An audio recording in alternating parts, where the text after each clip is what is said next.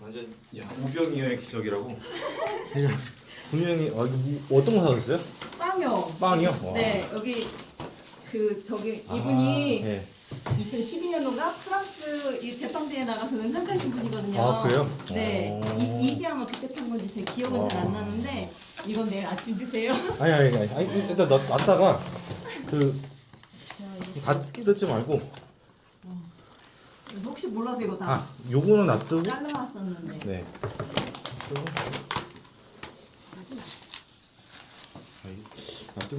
이건 무슨 빵이에요? 이거 같은 빵인 거보다. 이렇게 이런 빵이죠. 네, 이게 대회 나가서 아마 그때 당시 상 타가셨던 메뉴였던 네, 것 이렇게 같아요. 먹으면 되겠다. 기억은 가물가물한데. 네. 이렇게. 힘들려나? 앉으세요. 네. 아무 데나 앉으세요. 오, 장난 아니다. 이렇게 지난 모임 때도 이렇게 뭔가 갖고 오신 분들 계셔가지고 분위기가 이렇게 탁. 원래 목적은 네. 오신다고 그래서 네. 아침에 좀 일찍 일어나면 성심당 가서 케이크를 사올까 했는데 늦잠을 잔 거예요. 성심당 어린도 없습니다. 지금 제가 가보셔야죠. 성심당 대전 제 자주 와가지고 음. 아침부터 지금까지 줄 계속 있고 그 진짜? 앞에 수박에 있었는데 계속 사람들 다 그거 갖고 시내 와가지고. 가셨죠? 예? 시내 가셨죠? 시내. 거기 말고 KTX. 아니야 거기 말고 네. 그나마 좀 덜 붐빈 데가 네. 무역전시관 그쪽 옆에 무역전시관 있거든요. 어디 있어요? DCC 센터 옆에. 그러니까 둔산. 네 맞아. 그러니까 군산 그 대전 MBC 방송국이랑 TJ 방송국 맞아. 그 한비탑 거기 한비탑. 네. 거기가 작년까지는 소문이 안 나서 사람이 없었거든요. 네. 근데 작년 어느 시점 딱 되니까 거기도 새벽부터 줄 서더라고요. 7시부터 케이크 사려고. 저 궁금한 게 왜 갑자기 성심당이 네. 예전보다 사람이 확 많아지고 이 은흥정이 길에 그렇게 사람들이 많아졌어요? 저도 모르세요? 이유를 잘 모르겠어요. 성심당이 뜬 이유는 저는 이유. 가성비가 좋고 종류도 되게 많아서 네. 원래도 그랬잖아요. 그리고 워낙에 이제 너무 이제 네. 크잖아요. 그죠. 기전 하면은 또 성심당이라는 이미지가 네네. 맛있어요. 아니 근데 그 전에도 그랬는데 크고 그랬는데 제가 4년 만에 오니까 더 길이 길어지고 길이 줄이 두 개 생겼잖아요. 하나는 본관에 어리석고 신관까지 생겨 신관에 줄 수박까지 200m가 딱 있는 거예요. 그래서 그게 놀라운 거죠. 그게 제가 알기로 무슨 그 케이크 있잖아요. 케이크. 케이크 맞아요. 시루. 네네 시루 케이크 이런 것 네. 때문에 아마 앉아. 되게 많다. 아, 그런 게 뉴스에 한번 이거 나오고 좀- 나서 예. 그렇게 오고 되게 따가. 뭐 인스타그램이나 이거밖에 안 남았어요. 유튜버들 분들 네. 막 오시고 나서 이렇게 되면서 이제. 같아요. 근데 그것 때문에 단순히 그것 때문에. 근데 제가 듣기로 또 그 음식들을 리뉴얼 했다는 얘기도 들었거든요. 그 빵들을. 어쨌든 케이크 맛있어요. 3, 4년 전부터 좀 맛있어지긴 했어요. 그래요? 그러니까 그전에는 반성했네. 안 사 먹었어요. 솔직히 약간 저희도. 옛날 빵이었어요. 안 사 먹었는데 네. 서울 사는 친구가 제 생일이라고 와서 케이크를 사갖고 왔는데 네. 몇 해 전에 먹었는데 케이크 너무 맛있어진 거예요. 어. 그렇게 하고 나서 그 다음부터는 그 정도까지 케이크 못 살 정도는 아니었는데 그때는 딸기 시루 별로 인기 없었거든요. 네. 근데 그것까지. 그 다다음엔가부터인가 딸기 시루가 완전 빵 터지면서 저희도 사기 힘든 상황. 그러니까 또 늘리지 안 늘리지? 그렇게 맛있을까 잘 모르겠어요. 그게 다시 모르겠어. 드셔보세요? 근처에 막 좀 가격 그 없어요? 가격이 뭐 비싼 것 같아서 그리고 많이 올랐어요. 저희 입장에서는 옛날에 비해서. 얼마예요? 그 작년까지만 해도 소금빵 오르기 전에 개인적으로 소금빵 너무 좋아하는데 네. 1,200원 팔았는데 오르고 나서 지금 1,500원인가 아마 그렇고 빵 크기도 작아지고. 1,200에서 1,500원? 네. 근데 그 정도는 딴 데에 비해서는 그것도 싼 거죠, 네. 그렇죠. 예. 여기 두 개나 있네. 일단 이제는 좀 덜 뜯고, 식사하고 오셨을 것 같은 느낌인데 1인당 하나씩 드셔야 돼. 접시를 비우셔야 될 것 같은 그런 느낌? 다 같이 드시면 될 것 같아요. 저는 뭐 말을 많이 할 것 같아요. 저는 밥을 먹고 왔어요 또. 당연히 만드세요? 저는 먼저 드시고요. 남은 거 제가 먹으면서. 와, 오늘 여기 대전 모임은 되게 확 뭐 서울도 화기 얘기하긴 했지만 특별하게 맛있는. 아 예. 이 그 콩나물 시루빵인가요? 이거 뭐지? 아니에요. 이거는 거기 거 거기는 성공한 거 아니죠. 아니에요. 예. 이름이 뭐예요? 콜마르 브레드라고 해서 콜마르 브레드라고 해서 콜마르 브레드? 네네 여기 그 명장님이 하시는 빵집이거든요. 한국 명장이에요? 네네네. 아.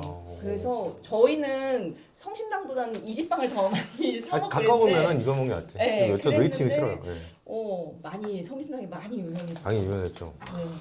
저희도 범접할 수 없는. 일단은 식사하시면서 뭐 그 영상 보셨는지 안 닫아도 될 것 같아요. 예, 우리밖에 없어요. 영상 보셨는지 모르겠는데 자기 소개를 한번 쭉 해요. 하고 이제 그 뭐 질문 사항도 같이 하시면서 그렇게 하는 걸로 하면 좋을 것 같습니다. 저는 이제 트래블 똑같은데 아니 그 서울 모임 두 번째는 제게 자기 소개는 안 했는데 나는 왜 아무 얘기 안 했을까 그런 생각이 딱 들더라고요. 예. 대전은 제가 굉장히 좋아하는 도시고요. 서울하고 가깝기 때문에 주말에 와서 그냥 푹 쉬다가 그 뭐 사우나 같은 거 타고 유성 온천 가가지고 뭐 30년 전에 이미 다 물은 말랐다고 하지만 그냥 알지만 그냥 기분 삼아서 어렸을 때 이제 유성 온천에 어렸을 때 갔던 기억이 있거든요. 그래가지고 그 와서 이제 은흥정이 좋아해요.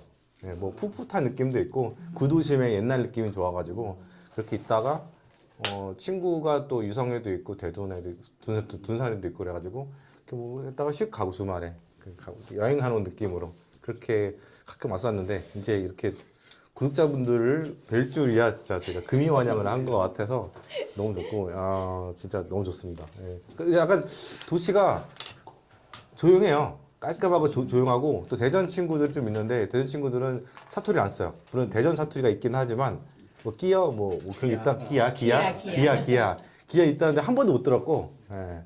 어제도 대전 친구를 만났거든요. 만나가지고 일찍 와서 만나고 그랬는데 하여튼 반갑습니다. 반갑습니다. 네, 반갑습니다. 얘기하실까요? 네. 저는 그냥 여행 영상 찾다가 동남아 여행 보다가 동남아 오셨구나. 그 푸켓 가려고 네. 여름부터 막 보다가 작년에 네. 이제 이게 이제 이렇게 해서 유튜브에서 추천을 해줘서 봤는데 네. 그러고 그냥 이렇게 아무 의미 없이 보다가 갑자기 주신 얘기도 해주시고 네. 그러면서 이제 구독해서 이제 1년 한 달 됐더라고요. 그러니까 와, 네. 1년 한다. 근데 책을 안 읽어가지고 아니 낮은데 제가 맞아요. 진짜 체크를 안 했네요. 그러고 보니까 닉네임이 어떻게 되시죠? 선호74. 손실사님이시구나. 네. 진짜 레벨 1이시네요. 아니 어떻게 레벨 1? 다양한 책들을 이렇게 조금씩 읽으시구나. 그리고 워낙 그 서평들을 읽으니까 꼭 내가 읽은 것 같은 느낌이 근데 들어가지고 서평만 봐도 도움이 되시죠? 네, 굉장히 많이 돼요. 그러면 다른 여러 책들 읽으셨는데 이제 서평을 하면서 쓰신 거죠? 네, 다 그렇게 얘기를 하는데. 네 그렇게 얘기는 하시더라고요. 몇 번 읽으셨어요? 지금 이제 두 번째. 두 번째요? 네, 열심히 오늘도 예. 열심히 있는데 애들이 와서 방해해가지고. 하긴 제가 모르는 생각이 있네요. 네. 싱글이 모르는 생각이 있네요. 또 시장 가자 그러면 시장 갔다 와야 되고 네. 하다 보면 또 힘들니까 쉬고. 근데 이제 듣는 걸 요즘 많이 했었어요. 네. 듣는 책들도 많고 또 유튜브들 중에 책을 또 읽고 요즘에 해주는 갑자기 그런 게 분들이 많죠. 많아서 갑자기 놀라요. 네, 그거 이제 걸으면서 듣고 어, 이렇게. 뭐 어쩔 수 없죠, 그렇죠? 네. 근데 칼자가 제일 좋은데, 그렇죠? 아시다시피. 네. 예. 눈에 잘 안 들어오더라고요. 근데 주로 장보러 가신 데는 어디예요? 동네로 제가 가시는구나. 동구를 살아가지고 어. 네, 동구에 있는 마트 하나로 마트 같은 데 가면 마트가 조그마한 시장. 그 주로 이제 쿠팡을 많이 쓰죠. 쿠팡.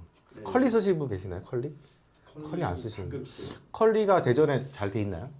일단 저희 집은 새벽에 갖다 줘요. 다 갖다 줘요? 네, 전날 저녁 12시 전까지만 하면 새벽에 갖다 주는. 컬리가 되게 말이 많잖아요, 요즘에. 또 네.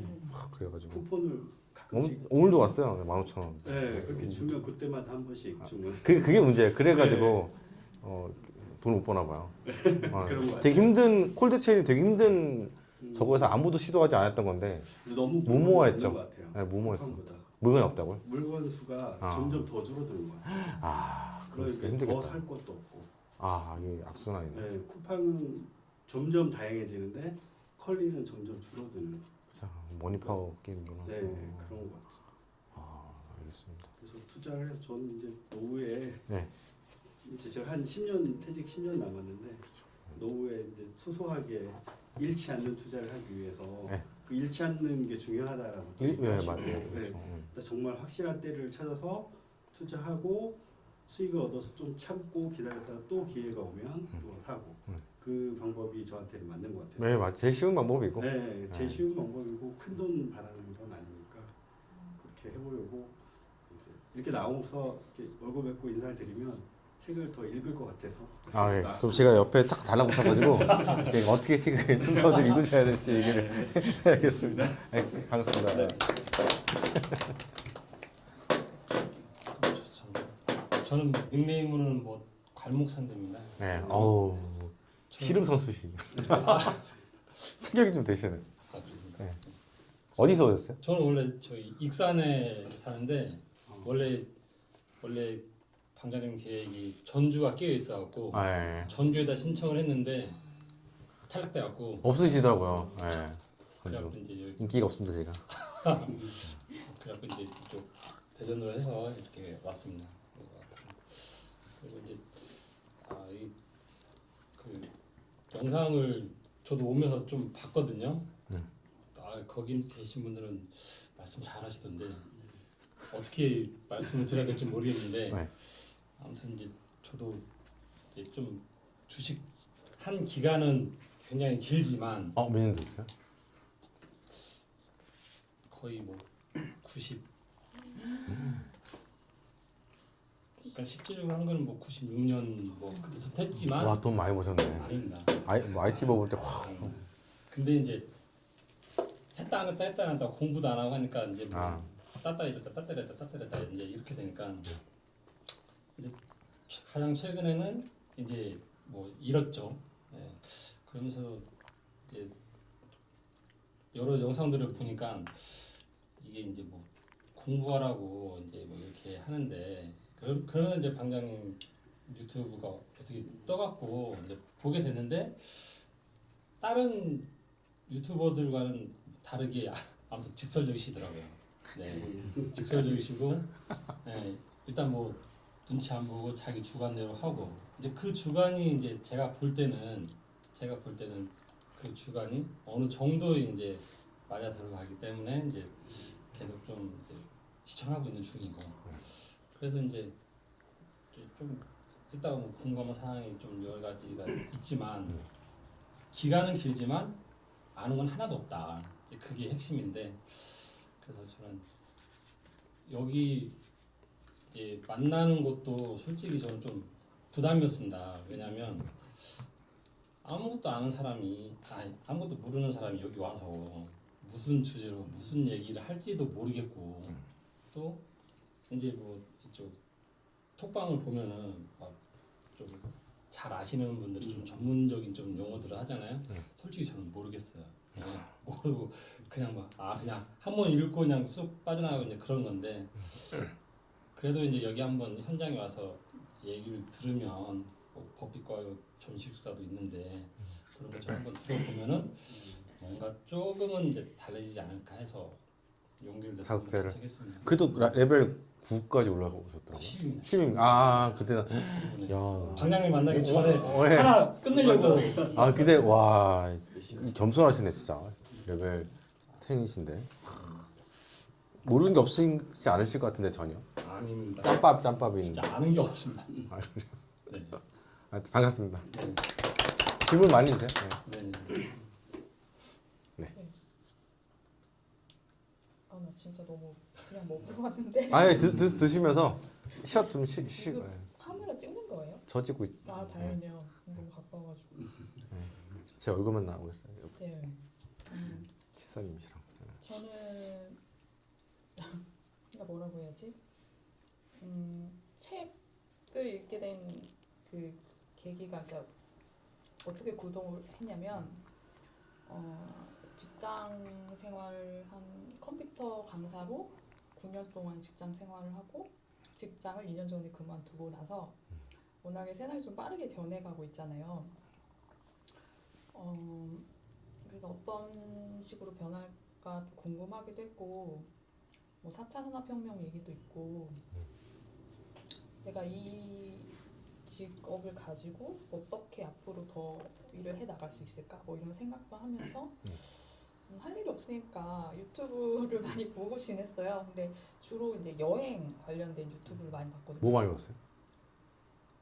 뭐 이름 빠니무틀에 그 친구랑 같이 다니는 여자 있었잖아요. 누구지? 유명했었던 여자 있는데 잘 모르겠어요. 이름이 갑자기 생각이 안 나네요. 그 친구도 보고 근데 이제 봉장님께 이제 딱 뜬 거예요. 그때 제가 주로 보던 게 이제 여행 유튜브 아니면 경제 3%, 뭐 주식 관련 그런 거 이제 보고 있었는데 운전하시면서 이제 뭐 빵도 드시고 막 이렇게 이동하시면서 너무 소탈하게 이렇게 제가 빵을 먹으면서 얘기했어요? 빵을 이렇게 사다가 네, 이제 차 안에서 드시고 음. 이렇게 이야기도 아, 하시고 여행 영상에서? 여행 영상 아, 예. 저는 주로 여행 영상을 봤으니까 내가 빵을 먹으면서 얘기한 적 있었나? 맛있... 아 최근이었나요 그거는? 거의 저는 기억이 없어요. 왜 차에서 먹은 걸 별로 안 좋아해서. 그 여행 다니시면서 꿀 이건 어디에 써오는 거지? 이거 차에다 갖다 놔도 되나? 뭐 그렇게 얘기하시면서 그 미국인가? 미국이었던 아, 것 기억이 안 같아요. 나네요. 네, 미국이요? 네. 2년 전이나 기억이 없어요. 그런가 봐요. 2년 전 어제도 보였는데 뭐. 그 제가 빵에다가 그 치즈 얹어가지고 맨빵에다가 찍어 먹으면 맛있다고 제가 글도 이렇게 남겼었거든요. 근데 이제 또 드시는 거 보면 단빵 막 이런 거만 막 드시니까 네네네. 이러다가 진짜 단 거죠, 건강이 막 어떻게 되시는 거 아닌가? 전 그 생각을 했거든요. 근데 아니나 다를까 이렇게 대전에 오실지 정말 생각을 못한 거예요. 아, 대전에? 네.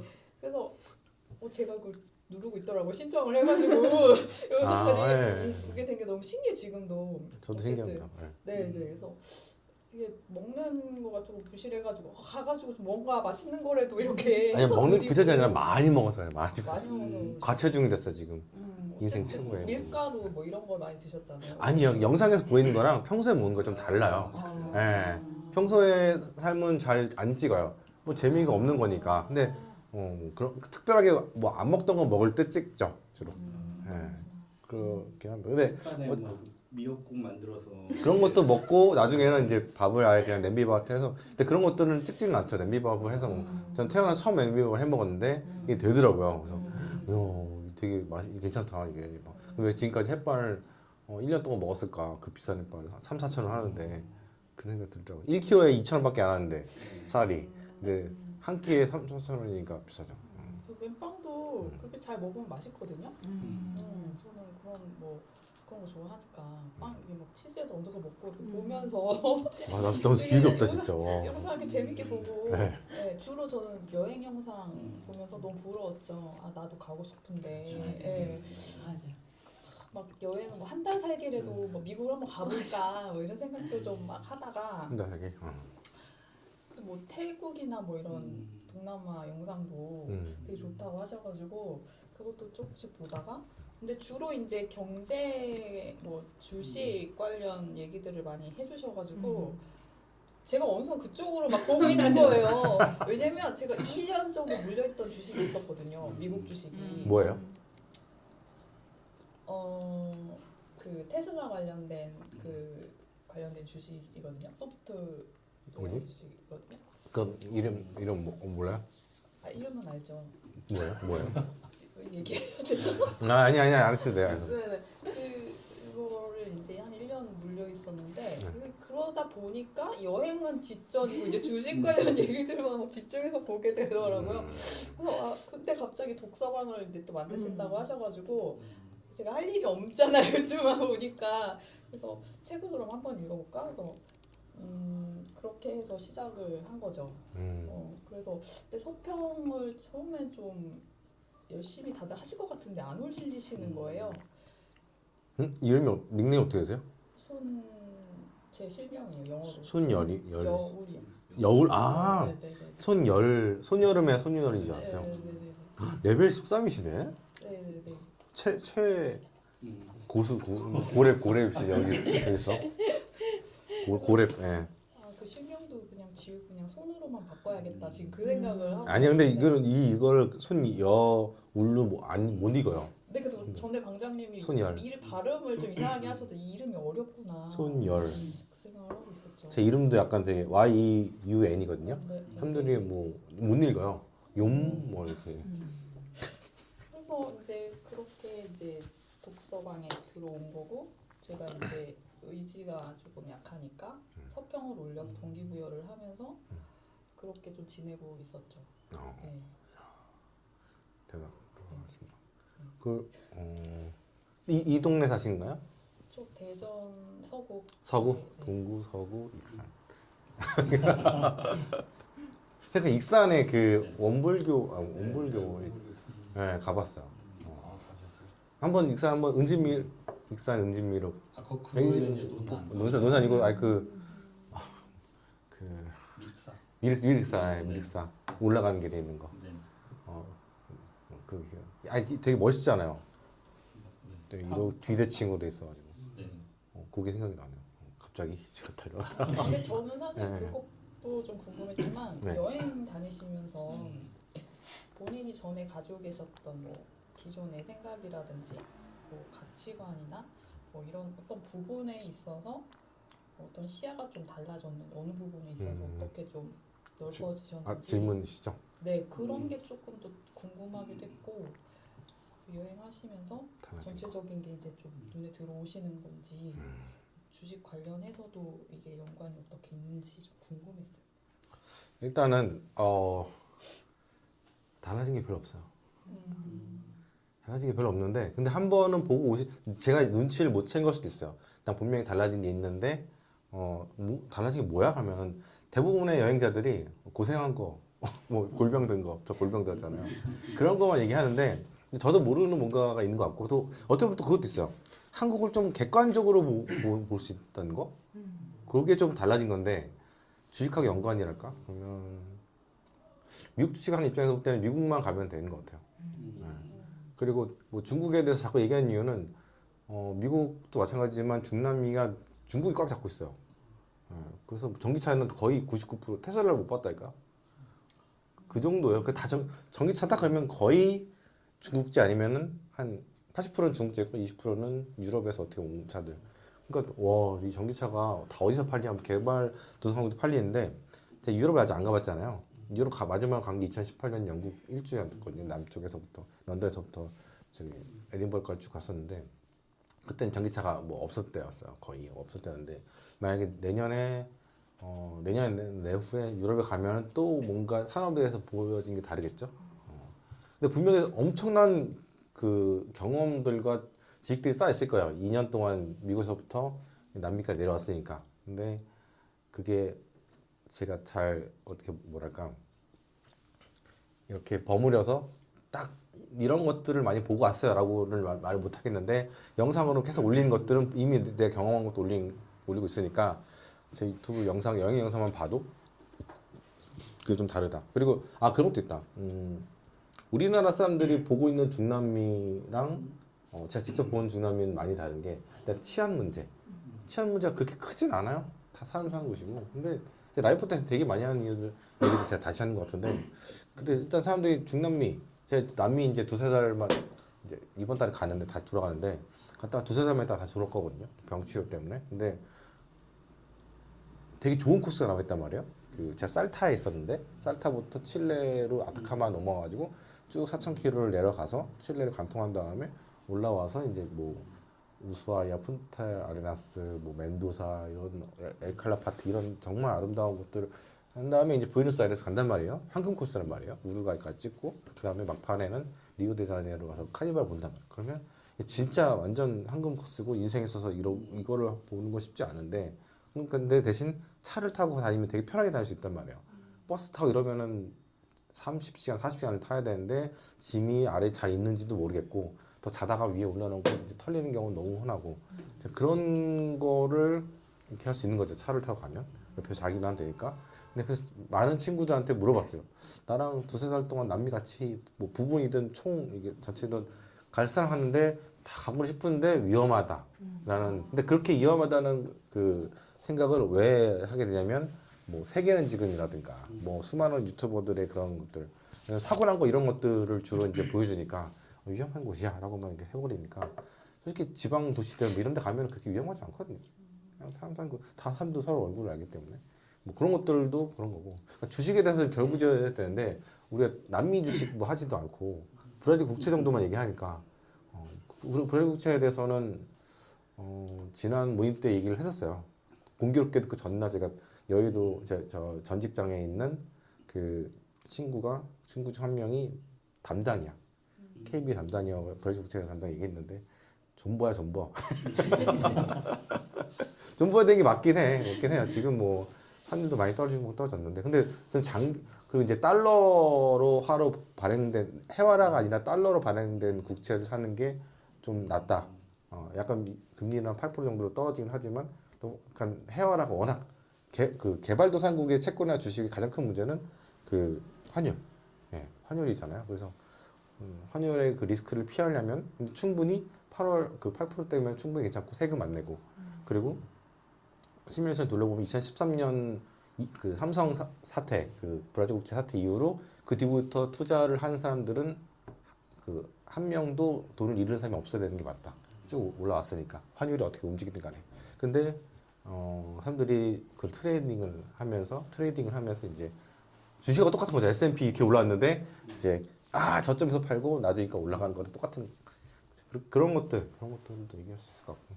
근데 장기적으로부터 모르겠는데 중남미의 주식시장을 투자하는 거는 저는 비추인 것 같아요. 아주 먼 적에 남아있다고 봐요. 아주 발전 한 30년 뒤도 힘들지 않을까. 왜냐면 사람들의 마인드 자체가 되게 극빈층이 많아요. 뭐 예를 들어 멕시코만 하더라도 그 40%가 극빈층이에요. 빈곤층, 극빈층은 또 아래잖아요. 그런 나라에서 주식에 뭔가 이렇게 올라가는 거 이런 그리고 이제 정치적인 불확실성 뭐 선거 때 총선 때마다 뭐 200명씩 죽고 후보가 왜냐면 내가 이거를 하겠어 그 까르텔 없애버리겠어 했다가 이제 네가 없어진 거죠. 그런 일들이 늘 일어나니까 그런 것도 그렇고 그러니까 외국인은 괜찮아요. 외국인은 뭐 그냥 호텔 왔다 하고 관광하고 가면 되는데 이제 거기서 이제 걔들한테 이렇게 하는 애들이랑 이렇게 맞는 거죠. 그러니까 그런 게 이제 좀 차이가 있어서 그런 비효율적이라든가 또 까르텔이 또 뭐 깽단만 까르텔이 아니고 돈 있는 사람들이 까르텔. 그러니까 스페인 역사가 그거잖아요. 백인 지주들이 지들이 이제 다 갖고 있었잖아요. 나머지는 노예들은 뭐 원주민이라든가 아시아인이라든가 흑인이라든가 아시안들 이렇게 있었는데 그 사람들이 쭉 내려오는 거예요. 그 역사가. 백인 지주들이 지금까지 내려와서 지금 이제 정치 귀족이 되어 있고 이 사람들이 전체 부의 70-80%, 90% 갖고 있기 때문에 경제를 발전시킬 걸 뭐했어 우리가 다 갖고 가는데 걔네들 다 가져가는 거 모든 산업들을 그런 것들을 저도 여행하면서 예를 들어서 이제 차가 프리우스잖아요. 그럼 부품이 범퍼 같은 게 하나 필요해. 근데 이거 3주 걸릴 거야. 왜? 너네 킥 같은 거 없어? 하면 우리 이거는 까르텔이 도요타한테 들어가고 우리나라에 까르텔이 있는데 그 까르텔들이 이걸 장악하고 있기 때문에 기차 타고 이렇게 오기 때문에 그 루트밖에 없어.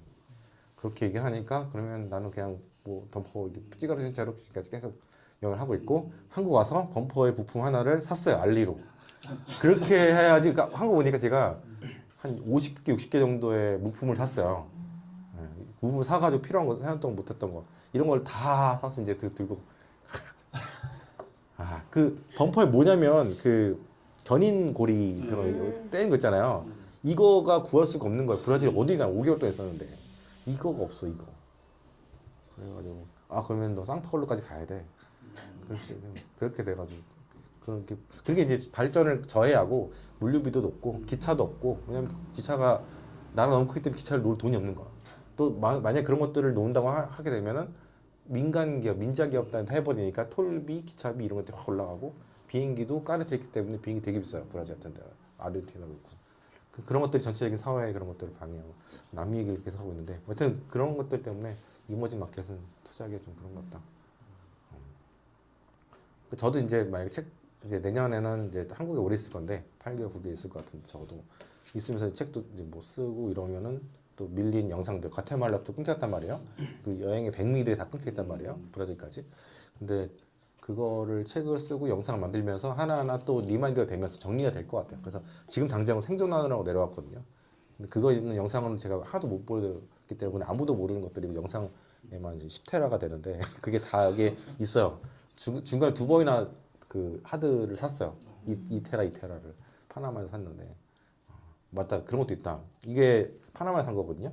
한국에서 단품이 60만 원인데 거기서 90만 원 주셨어요. 그러니까 50%씩 비싸.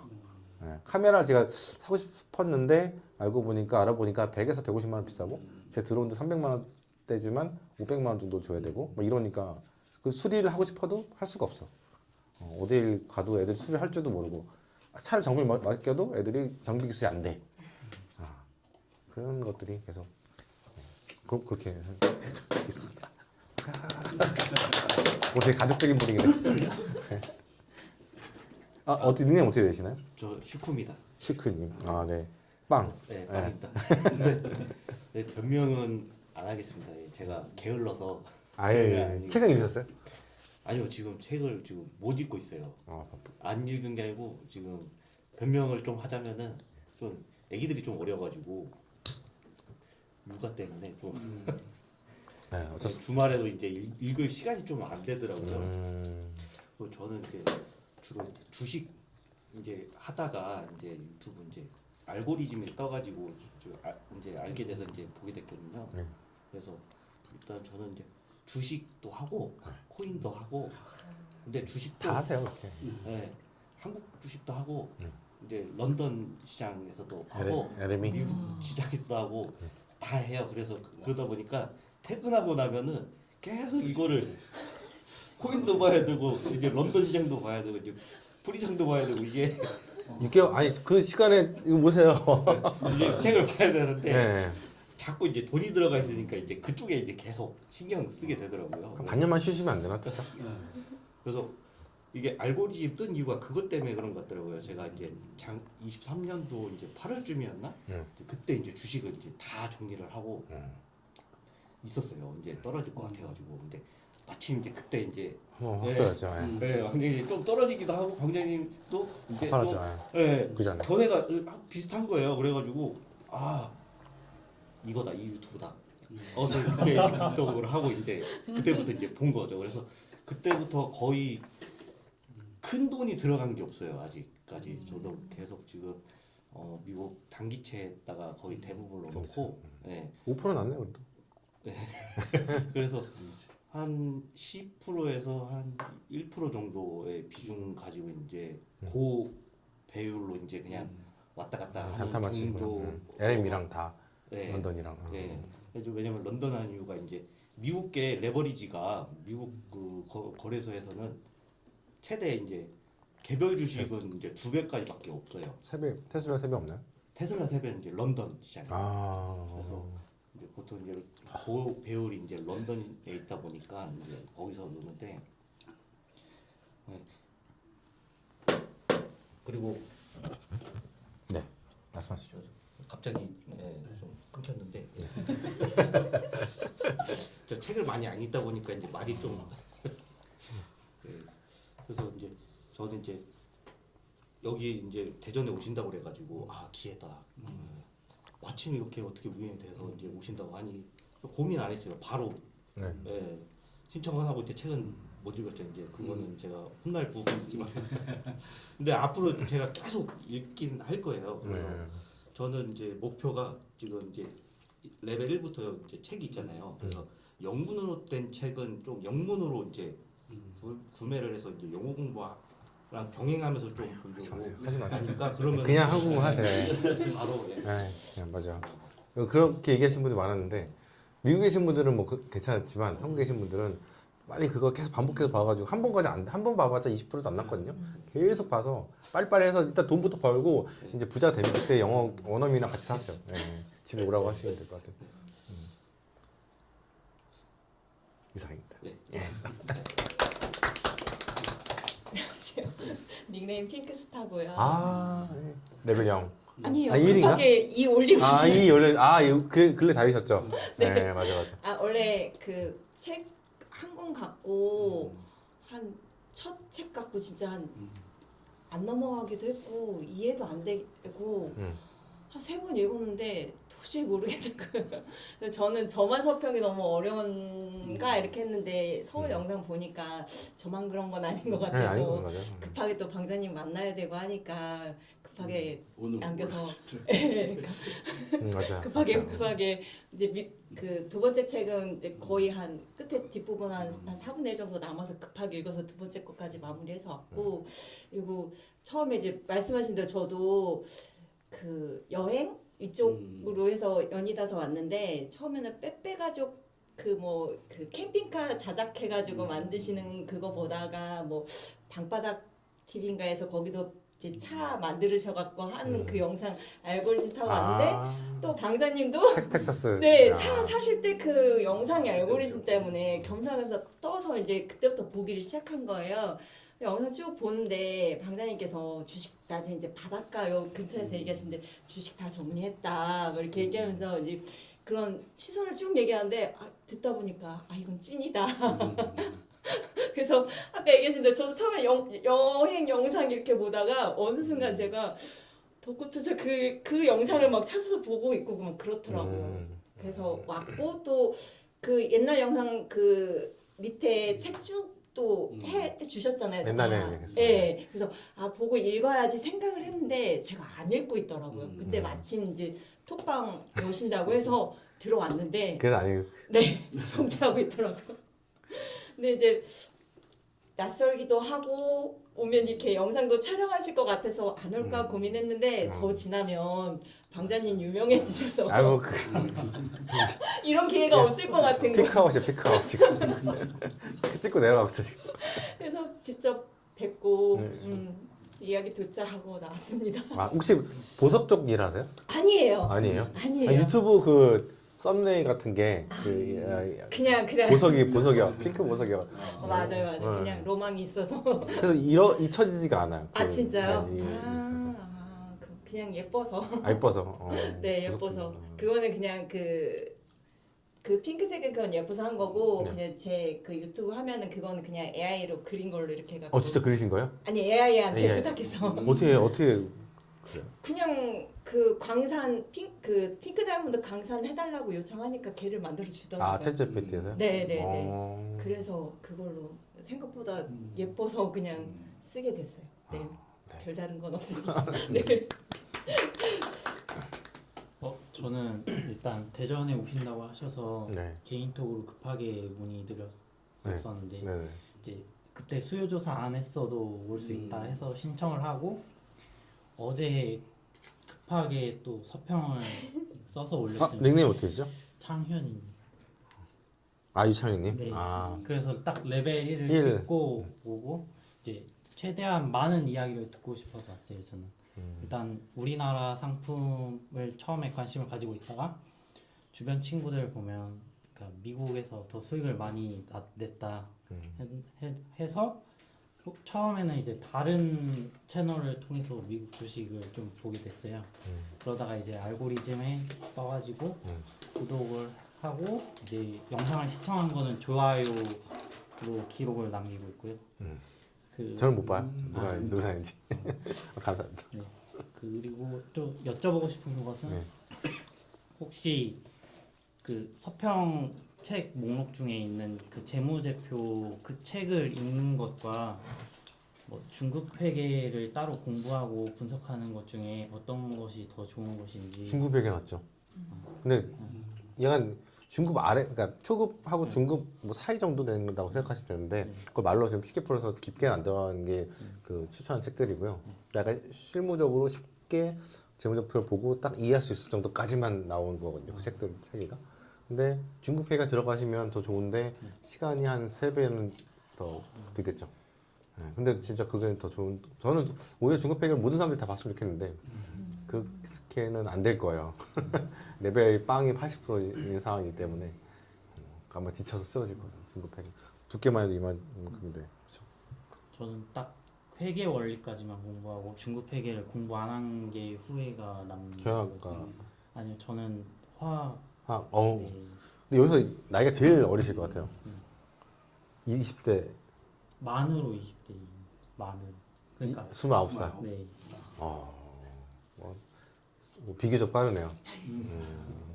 근데 요즘에 보면은 뭐 20살 맞아요. 친구들도 많이 하니까 뭐 빠르다고 생각은 안 나요. 그리고 뭐 빨리 시작하고 늦게 시작하고가 문제가 아니라 마지막에 웃는 사람이 진짜 많은 것 같아서. 마지막에 언제일까요? 되게 늦게 할 것 같아. 한 오래 사가지고. 저는 아 근데 그런 얘기 있대요. 마지막에 웃는 것보다 자주 웃는 게 더 의미 있다. 92세 할머니가 하신 얘기라는데 자주 웃자. 지금 웃고 저 살짝 웃는 상이시죠? 그죠? 조금 네. 지금은 그 영상에서 답하셨다고 하셨을 때 네. 뭘 새로 사지는 않고 자꾸 애외하 RP RP. 그거 한 네. 달짜리 뭐 일주일짜리 그거 사가지고 계속 하고 있습니다.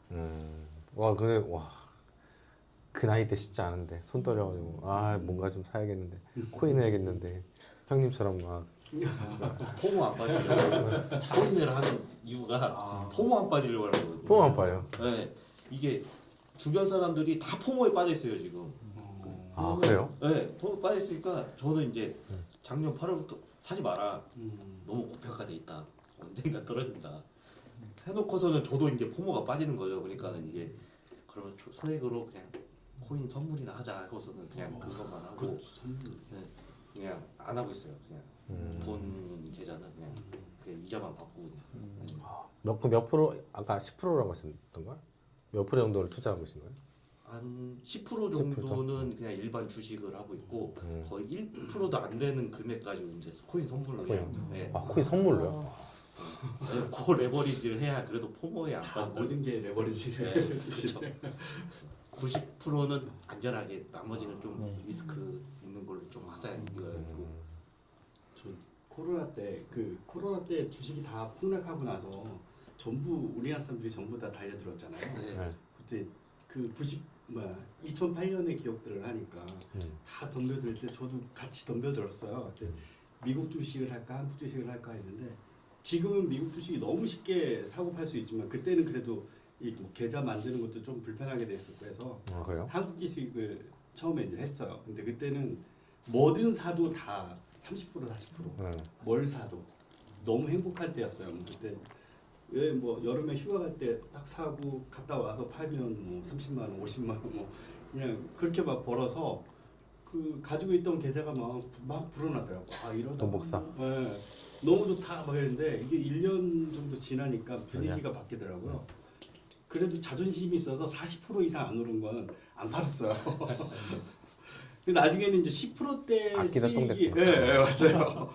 제 코로나 하고 나서 그 삼성전자 10만 전자 간다 막 얘기 나올 때 그때 10월 4일인가 주식을 4천만 원어치를 사고 그 다음 주 월요일 날 눈을 떴는데 900만 원이 올라 있더라고요. 하루죠. 거래일로만. 그래서 와 진짜 10만 원 가는구나. 또 뭐 노 모시기 그 의원께서는 뭐 12만 원 간다 뭐 이렇게 하고 뭐 그럴 때여서 이거 12만 원 가겠다는데 그 장이 그날 장 끝나니까 그게 500만 원. 그리고 일주일 지나니까 300만 원, 200만 원, 100만 원. 한 달 사이에 대단하지 않나요? 그걸 참고 있었어요. 900만 원에서 100만 원 수익이 갈 때까지. 수익이야. 네, 안 팔고 12만 원만 꿋꿋이 바라면서 이 회사는 확실하다.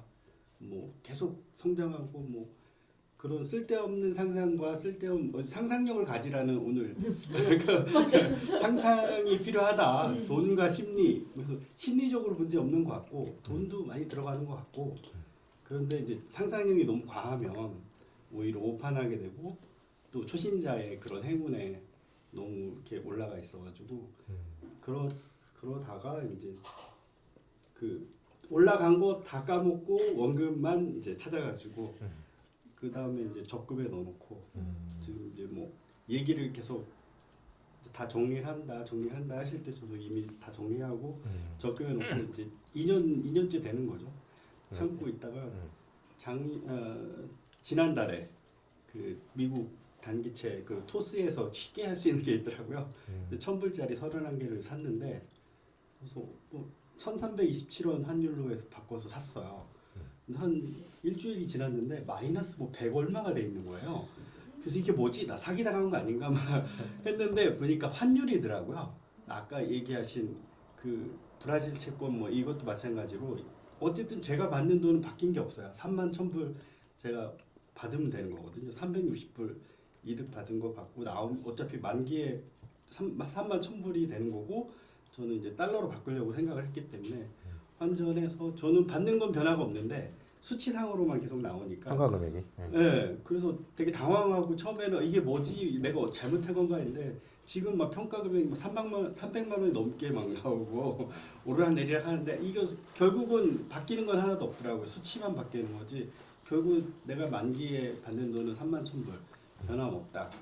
그리고 그래서 364불이 내 수익이고 뭐 그때 돼서 만약에 환율이 다시 뭐 1,300원 밑으로 내려가도 어쨌든 나는 미국 주식 할 거고 환전을 해야 되는 상황이니까 변하는 거 없다. 그래서 이제 참고 있는 중입니다. 그래서 네, 어떻게 해야 되나, 어떻게 길을 가야 되나 고민 중에 있습니다. 그 상품이 어떤 거 샀다고 했죠? 미국채. 국제 어떤 뭐 TLT 사신 건가요? 그냥 1,000불짜리 그 채를. 1,000불짜리 아 그냥 네. 그냥 한 개 사신 건가요? 아, 한 개 31개. 31개? 예. 그렇군요. 이런 식으로. 그래서 어쨌든 근데 지금은 이제 이 얘기가 지금 판다면 뭐 이런 식으로 나오는데 전에는 이런 형식이 아니어서 좀 당황스럽게 했었어요. 이거 평가 금액이 바뀌니까 200만 원이 갑자기 날아간 건가 그랬더니 그 트레이딩이 되잖아요. 예, 팔 수도 있죠. 그러면 예. 수익 났을 때 팔고 빠져도 괜찮죠. 그래서 순간 1,390원 환율할 때는 이걸 팔고 5% 수익 환전을 나요. 해서 10%. 예. 그럴 때 꽤 좋았거든요. 그래서 팔고 환전을 해서 또 떨어지면 다시 환전할까? 이 생각도 좀 했었는데 그건 왜냐면 6% 정도가 환율로 난 거니까. 그렇죠? 네, 맞습니다. 27원에서 80 몇 원까지 갔으니까. 네, 90원 찍을 때가 그게 있잖아요. TLT도 그렇게 접근하는 거거든요.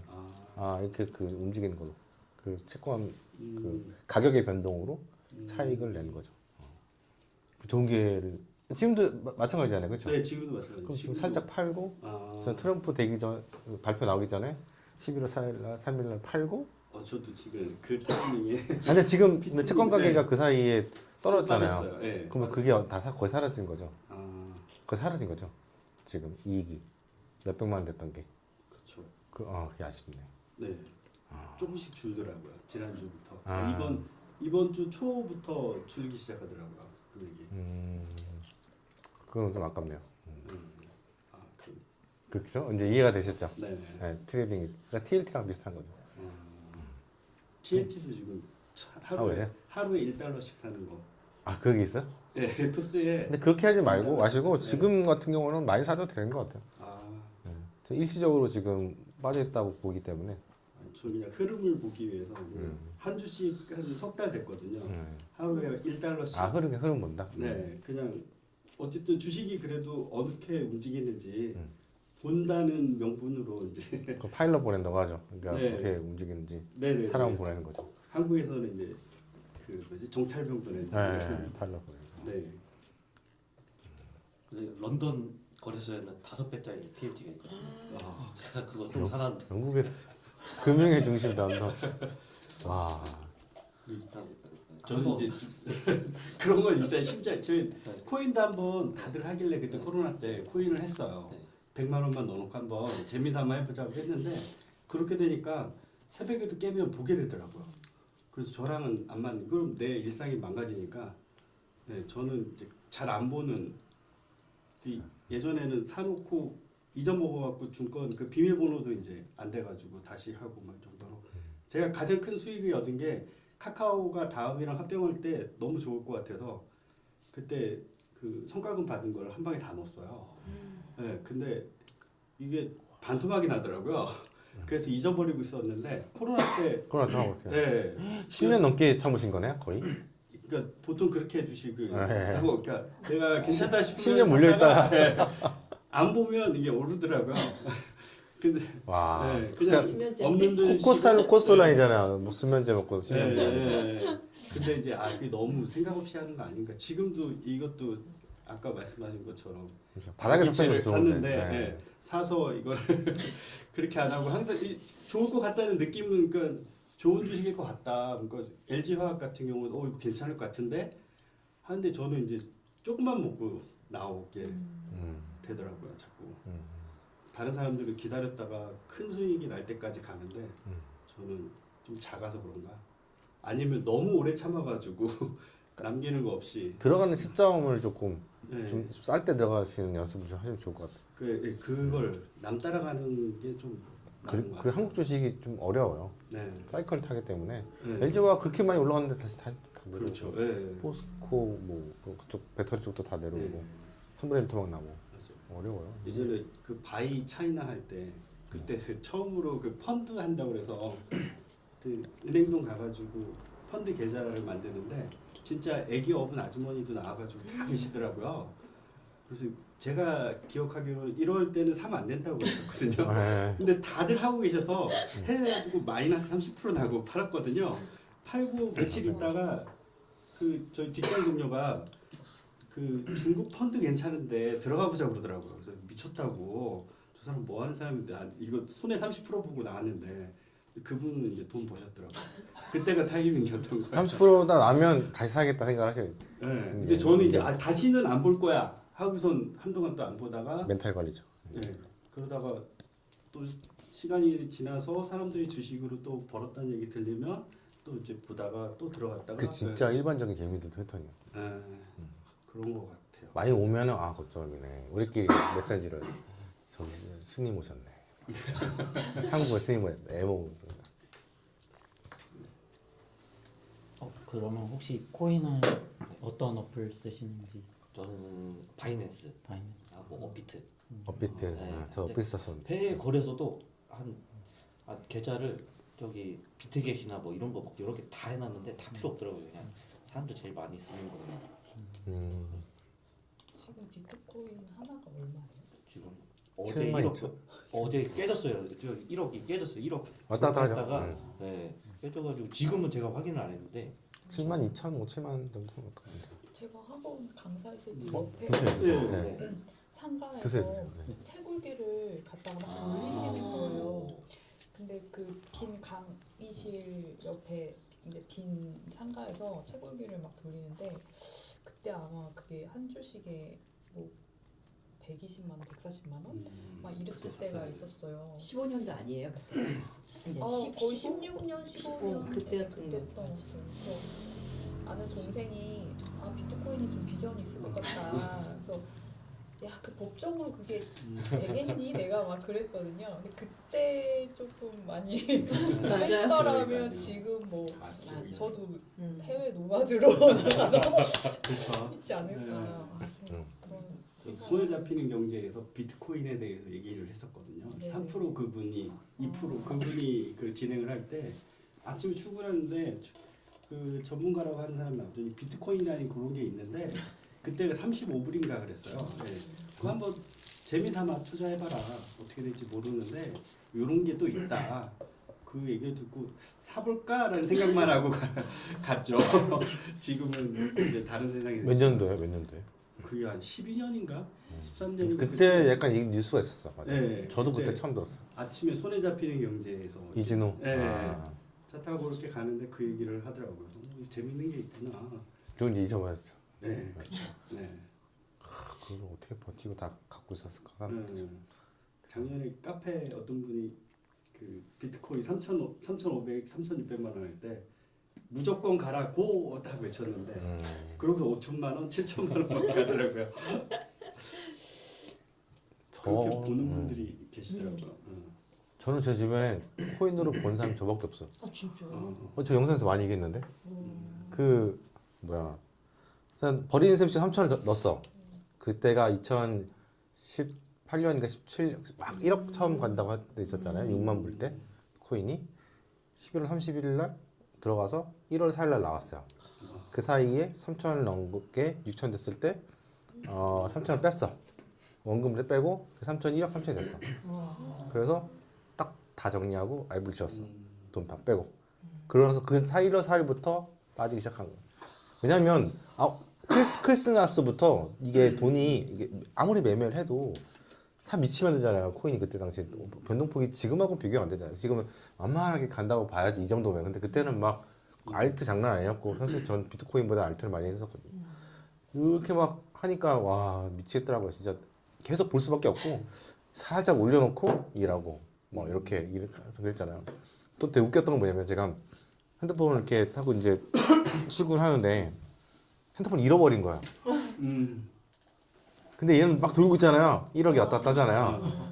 그래서 아무리 찾아봐도 없는 거야. 사무실에도 없고. 그래서 나중에 퇴근하고 어떡하지 딱 보니까 주차장에 불 켜고 불 켜고 봤던 것도 모르게 해가지고 봤는데 옆에 안전벨트랑 시트 사이 옆에 싹 빠졌던 거예요.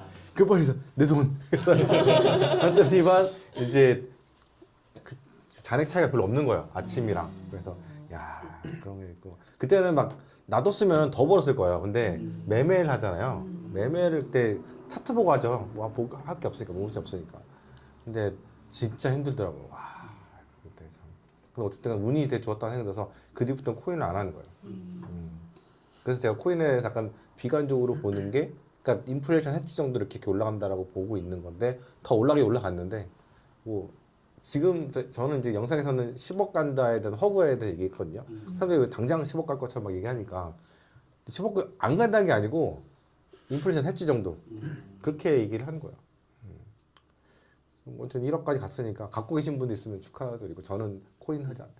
이게 은퇴 자금이고 그 큰 변동성을 베팅 못하겠고 테슬라도 엄밀하게 말하면 지금 거의 반토막이잖아요. 4년 동안에 언젠가 가게 갈 건 너무 변동성이 큰 주식들은 결국엔 안 하게 되는 것 같아요. 그래서 막 아까 3배짜리 이런 것들은 이제 불타는 막 20, 30대 때 이럴 때는 막 저도 똑같았어요. 저도 막 싸싸 한번 튀면은 막 그 뭐 사조 대림 뭐 이런 거 있잖아요. 오양 이런 거 사가지고 막 유견상 먹고 그러고 나서 20대 때 먹고 나서 빠질 때는 하한가로 계속 개파락이잖아요. 못 팔아가지고 결국 원금도 못 건지고 한번 하늘 나는 거지. 이게 맨날 아침 일어나자마자 이미 동시효과 때 15% 하한가로 개판을 하고 딱딱딱 하니까 풀리지도 않고. 근데 그거 아끼다 똥된 거죠. 그게 이제 22살 때, 3살 때 제 모습이었어요. 제대하고 나서. 그래서 그런 경험들이 사람으로 하여금 좀 약간 투자를 약간 보수적으로 하게 되고 거기다 구루들의 책들을 보면서 덜 깨지기만 해도 돈을 번다. 어차피 올라가니까. 그러니까 깨지지 않는 게 제일 중요한 거야.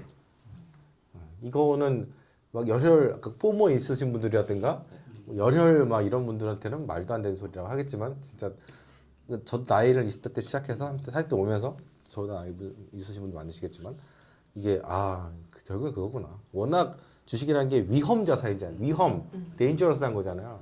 차 운전하다 위험하면 팍 꼬라박고 사람 죽는 게 그건데 그런 거랑 똑같은 거죠. 제가 가끔 얘기하는 게 중남미에서 위험한 게 강도 만나는 건데 운전하다가 뭐 아니면 또 걷다가 만난 건데 그거보다 더 위험한 전 한 번도 안 당했거든요. 2년 동안.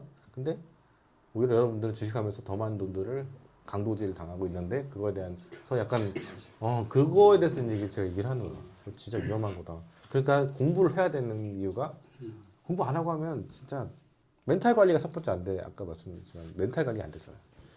그래서 진짜 레벨들 다 올리셔야 돼요. 1, 2라도 올리신 분들 진짜 여러분들 시작을 축하를 드리고 그럴 겁니다. 근데 매도가 진짜 어려운 것 같아요. 매도요? 네. 사는 거보다 파는 게 어려워. 네. 근데 사실 근데 제가 늘 얘기하는 게 두 가지잖아요. 하나의 전략을 가지고 쭉 가라. 저처럼 트레이딩 하든 아니면 그냥 쭉 갖고 가든 두 가지잖아요. 매도를 해야 된다는 건 저처럼 한다는 거잖아요. 그렇죠? 그게 아니면 이제 죽을 때까지 한 10년, 20년 갖고 있다가 나중에 팔거나 뭐 그건데 그러니까 매도할 트레이딩할 기회가 별로 없어요. 그럴 트레이딩을 할 일이 별로 없죠. 그냥 어렵다고 얘기할 필요도 없는 것 같아요. 어떤 면에서 볼 때는 매도를 왜 하세요? 이제 뭔가 올 것 같아서 저처럼. 그러니까 어느 정도 수익이 좀 낮잖아요. 좀 이렇게 정리를 어느 정도 좀 중간에라도 이렇게 그러니까 내 원금만큼 빼고 이런 걸 할 줄 알아야 되는데 그조차도 아예 안 되니까 항상 보면 이제 가다가 나중에 보면 진짜 원금 밑에서 막 있고. 그게 들어가는 시점의 문제인 것 같아요. 들어가는 시점에 그 회사의 주식에 대한 가치 평가가 돼 있으면 그거에 따라서 다른 거 아닐까. 그러니까 아까도 말씀해 주셨지만 이제 사람들 막 우르르 물릴 때 같이 살 때가 고점이고 우리는 스님 오셨다 하는 거고 이제 그렇게 되는 거죠. 아까 창구에 스님이 계좌 개설하러 오신 거죠. 그게 시장의 꼭지. 아니면 애기 애기 엄마 오신다 그 꼭지. 그 책에 아주 많이 나와 있어요. 뭐 구두대 책에 아주 많이 나와 있어요. 꼭지에 대한 시그널은 진짜 많죠. 방장님 그 이제 책을 보면 이제 공부를 해야 한다고 해서 저희가 책을 읽잖아요. 그러면 지금 이제 1권에서 23권 뭐 그렇게 있는데 7권. 저는 이 공부라는 게 약간 좀 헷갈려요 저는. 왜냐면 저희가 책을 읽으면은 이제 전 10권 읽었지만 거기에 뭐 캔슬링 빼고는 대부분 뭐 멘탈 얘기 거의 뭐 주식 투자적 해상 뭐 그거 읽어도 아니면 자기의 방법을 찾아서 멘탈 얘기. 그래서 제가 그 책을 읽어보면은 이제 캔슬링, 그러니까 저는 이 공부가 솔직히 말하면 이제 저희는 투자를 해서 수익을 내는 방법을 알고 싶어 하는 건데 이 책을 읽고 그 방법을 자기가 개발을 해내야 되는데 네. 솔직히 저희가 이제 어떤 뭐 애널리스트도 아니고 하면은 그런 방법들을 찾아내기가 쉽지가 않거든요. 근데 이제 책을 읽으면은 그 안에서 본 게 이제 캔슬링 뭐 그 방법하고 아니면은 뭐 그 회상 거기서 뭐 피라미드 기법 트레이딩하는 거. 그 두 가지 방법을 빼고는 가령 뭐 어느 시점에 사서 무슨 뭐 기법으로 해서 뭐 팔고 이런 방법들이 실제적으로는 더 와 닿는데 이런 거를 알고는 싶은데 이 책들을 읽어도 이런 방법이 안 나온다 이거죠. 근데 그러면 이제 그러니까 트레이딩 하고 싶으신 거죠. 트레이딩. 굳이 그건 아닌데 결과적으로는 돈을 벌고 싶지만 그 방법에는 이제 방장님이 추구하는 큰 폭락 때 사는 방법과 아니면은 뭐 돈깡이나 뭐 그런 사람들처럼 뭐 초단타를 하든지 아니면은 동강이요? 돈깡이라고 뭐 아 돈강. 아 돈강. 아 들어봤어요. 돈깡 동강 동강인 줄 알았어요. 네. 그 사람처럼 뭐 정말 뭐 완전 초단타라든지 아니면은 방금 말씀하신 트레이드를 하든지 뭐 한 두세 가지 방법이 있지 않습니까?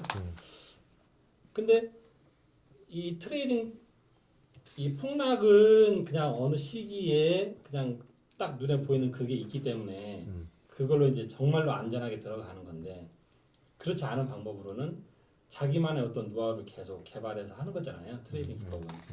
그래서 궁극적으로는 돈을 벌고는 싶지만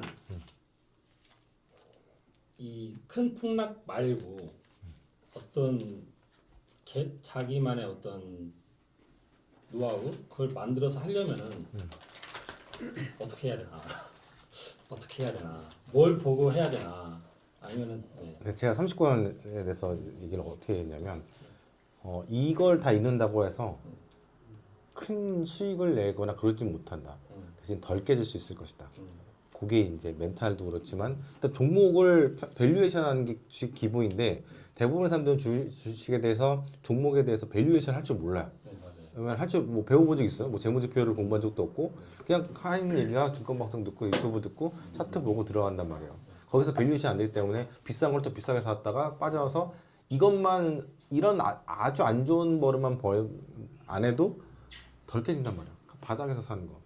그리고 그 캔슬림이 진짜 좋은 거예요. 왜냐면 캔슬림의 가장 핵심 가치는 뭐냐면은 그 마진이 높은 거거든요. 마진이요. 그 성장하는 이익이에요. 이익이 나는 회사는 뭐 너무 고점이 아닌 이상 사도 결국에는 반가이가 돼서 다시 올라간단 말이에요. 우상향한단 말이에요. 엔비디아도 그렇잖아요. 사실 저는 이제 내가 지금 1년 5년이 살아있다면 작년에 돌아가셨지만 엔비디아 갖고 있었을 것 같아요. 솔직히 얘기하면 저는 이제 매크로적인 판단을 해서 이게 때쯤 되면 상업용 부동산이 작년 말에 다 모였기 때문에 그래서 이제 매도를 했던 거지만 그분은 그런 것들을 별로 신경 안 쓰신 것 같고 내가 볼 때는 그 마이크로하게 접근을 좀 하신 것 같아요. 일령원이 책 같은 것도 뭐 그렇잖아요. 그 차트 알면 재무제표니까. 그래서 그렇게 생각하게 되면은 일단은 실패 확률을 굉장히 많이 낮춰줄 수 있는 게 캔슬링 전략이에요. 지금 이익이 이렇게 나는 기업이 어디가 있어요? 어떤 업종일까요? 미국에서.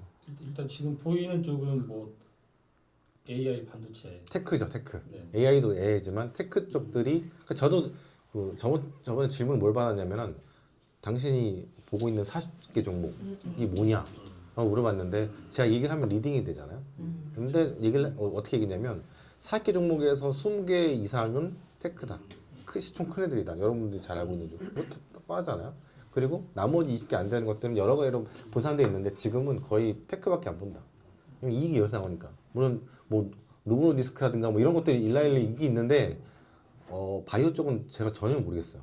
그리고 공부할 시간도 없고 영희 투브 만들어야 된단 말이에요. 안 된단 말이에요. 그래서 여기는 진짜 복불복인 것도 있고 왜냐면 한번 대박이 나면은 확 나는 데가 여기잖아요. 바이오 쪽. 그러니까 여기는 약간 너무 리스키한 것도 있고 테슬라 주식 같은 그런 느낌이. 물론 테슬라는 그래도 이제 저는 간다고는 보는데 너무 주가 변동이 큰 거고. 예전에 20, 30대였다면 트레이딩하기 딱 좋은 종목 테슬라였을 것 같고. 만약에 제가 테슬라 차량을 2017년도 인도를 받았다면 지금 테슬라면 돼 있겠죠. 그런데 못 버티고 왜 안 나오더라고. 차가 3년 동안 밀리더라고. 그래서 취소를 해버렸는데 그래서 캔슬링 전략은 진짜 그런 면에서 볼 때는 제가 왜 첫 번째 책으로 났냐. 피터 린치 책도 있고 되게 많잖아요. 원래는 피터 린치 책을 증권가에서는 바이블로 쳐요. 주식에 처음 입문서를 피터 린치 쓰는데 저는 캔슬림이 진짜 제일 피터 린치는 너무 그 브로드한 얘기를 하고 또 재밌단 말이에요. 재밌다 보면 사람이 진지해지지 않는단 말이에요. 그래서 근데 담백하게 주식에 대한 얘기만 윌리엄 오님 한단 말이에요. 그렇죠? 그리고 차트 얘기는 솔직히 너무 올드한 얘기고 옛날 차트들이거든요. 컵 이런 거 옛날 거거든요. 그러니까 저는 차트를 건너뛰려고 한 게 차트도 세대 시기별 뭐 그런 게 있어요. 그 스쿨이 있단 말이에요. 근데 너무 옛날 거라서 보지 말라고 하는데 그걸 또 보신 분들이 있는데 그러면서 질문하세요. 막 서로 질문하는데 그렇게 할 필요 없고 컵 이거 안 맞아. 맞을 때도 근데 거의 안 맞는. 그게 쉬우면은 다른 사람도 그거 그렇게 따라가가지고 다 그렇게 하지. 요즘 HTS 들어가가지고 컵 다르고 오일처럼 이렇게 해서 해줘 하면은 다 할 수 있는 거잖아요. 근데 안 맞잖아요. 차트 저 차티스트에서 있을 때 차트밖에 안 봤어요. 차트 따라 상따하기가 상따하기 핫따하기 이런 거 하거든요. 해보니까 차트는 깨지라고 있는 거야. 너무 후행적이기 때문에 차트는 믿지 말라. 지금 2010년 이후 차트는 다 사라졌어요. 올라갈 때는 차트가 맞겠죠. 어떻게 하나 이렇게 올라간대. 근데 지금까지 미국장도 올라가는 그런 측면이 쭉 있었기 때문에 맞는데 한 번 폭락이 오잖아요. 그때 차트 딱 다 깨지고 장구도 깨지고 또 멘탈 깨지고 그러면서 이제 확 날아가는 거죠. 그러니까 차트가 되게 위험한 거예요. 전 차트로 대회 입상했던 사람이거든요. 왜냐면 2017년도에 KB 때 전국 대회 때 그때가 2018년도 폭락장이었어요. 미중 무역 전쟁 때였어요. 근데 제가 전국대 3위를 했단 말이에요. 1억 이상 리그에서. 1위랑 2위는 뭘로 돈을 1위 2위 했냐면 SQQQ 하고 유가 마이너스 레버리지 이런 거가 1, 2위였단 말이에요. 근데 저는 나스닥 종목으로 3위 했어요. 23% 두 달 동안. 그러니까 마이너스 숏 안 치고 수익을 했단 말이에요. 그 아래 아마 있는 사람들도 숏 쳐서 그만큼 올라왔을 텐데 저는 나스닥 종목으로 했어요. 두 달 동안 숏을 안 치고 그 두 달 동안 네. 그냥 종목으로만 했어요. 네. 나스닥에서 그러니까 제가 2017년도 시작해서 처음 미국 주식 시작할 때는 약간 나스닥 소형주들 그런 거 많이 했었고 뭐 그 당시에는 그 마약 관련주, 마리화나 관련주 뭐 이런 것들 그런 것들도 많이 했었고 물론 대형주들도 많이 했는데 그 소형주들도 그러니까 다 폭락해 있었어요. 지금처럼 편식하지 않았단 말이에요. 그때 테마주도 다 막 했단 말이에요. 근데 보통 네, 두 게임주도 하고. 달이면은 네. 보통 장투는 아니지 않잖아요. 원래 대회라는 게 2달짜리. 2달 하는데 이제 그때가 11월, 12월인가 그랬을 거예요. 트럼프랑 시진핑이랑 싸우고 막 그때였거든요. 미중 무역 전쟁 때. 그러면 그때 그냥 처음 시작할 때 사놓고 두 달 계속 단타 치는 거죠. 이 2달 동안에 극대화된 수익을 내기 때문에 계속 단타를 쳐요. 뭐 갖고 간 사람도 있긴 있겠는데 복불복이에요. 상따 핫따 그런 거 해야 되고 막 그래요. 거의 차트나 모멘텀으로 하는 게 이거거든요. 근데 결국에는 차트가 운이 좋으면 맞는 거고 안 맞으면 안 돼요. 저는 볼 때는 운이 좋았다. 그때 수익이 난 것도. 근데 직원이라고 3위에서 빼버리더라고요. 발표 3원이 하는데 그때 1,000만 원인가 상금이 안 주더라고요. 물어봤어요. 나 3위 했는데 왜 부석한테 동기한테 물어봐. 말이 없어. 그렇게 됐었죠. 근데 궁금한데 네. 그 장기 투자라고 하면 보통 6개월 이상을 투자하는 게 1년 이상. 1년 이하는 1년 6개월 이상 장기를 안 하죠. 그러면 단장님이 말씀하신 숏이라는 게 네. 단타. 단타죠. 뭐 오늘 샀다가도 내일 파는. 오늘 샀다 오늘 팔기도 하죠. 그런 장중 매매도 하죠. 근데 그게 ELW 아닌 이상 그렇게 뭐 유의미한 게 나오진 않죠. 장중에. ENW가 뭐지? ELW 이제 파생인데 네. 예. 아시죠? 워낙 모를 게 많아서 채권 같은 거는 전혀 모르겠고 책 보시면 되죠. 채권 제야 책도 뭐 재무제표 책 보시고 주식만 해도 너무 주식만 해도 많이 그러니까 솔직히 얘기하면 주식하고 현금만 왔다 갔다 하세요. 그래도 돼요. 제가 그렇게 하고 있잖아요. 채권이 쉬워요? 쉬워요? 아니요. 채권 쉬워요? 해본 적이 없어요. 어려워죠. 저는 그냥 넣었더니 6%. 네, 그럼 예금 이자로 해서. 조금 어려운 것 같아요. 그러니까 진짜 지금 상황에서 4.3%까지 올라왔잖아요. 지금 놀랍지 않아요? 아무도 예상 못했어요. 선거 앞두고 3.6에서 3.8이니까 80bp 올라온 거거든요. 제가 올해 5월인가 6월에 사라고 했을 때가 4.4였어요. 거의 다 왔어요. 본전 그때 사서 안 판 분들은 고점 안 판 분들은 지금 거의 이제 본전 와가고 있어요. 나는 팔지 말라고 했었거든요. 되게 미안하긴 한데 3.6%때 파시고 기다리세요라고 했으면은 진짜 스타가 되는 건데 아니 이렇게까지 3.3%까지 사람들이 미쳐가지고 와 다들 지금 막 그 오근영 팀장 얘기로는 그러잖아요. 정말 전 세계 수많은 사람들이 채권 투자, 주식 투자에 미쳐 있다.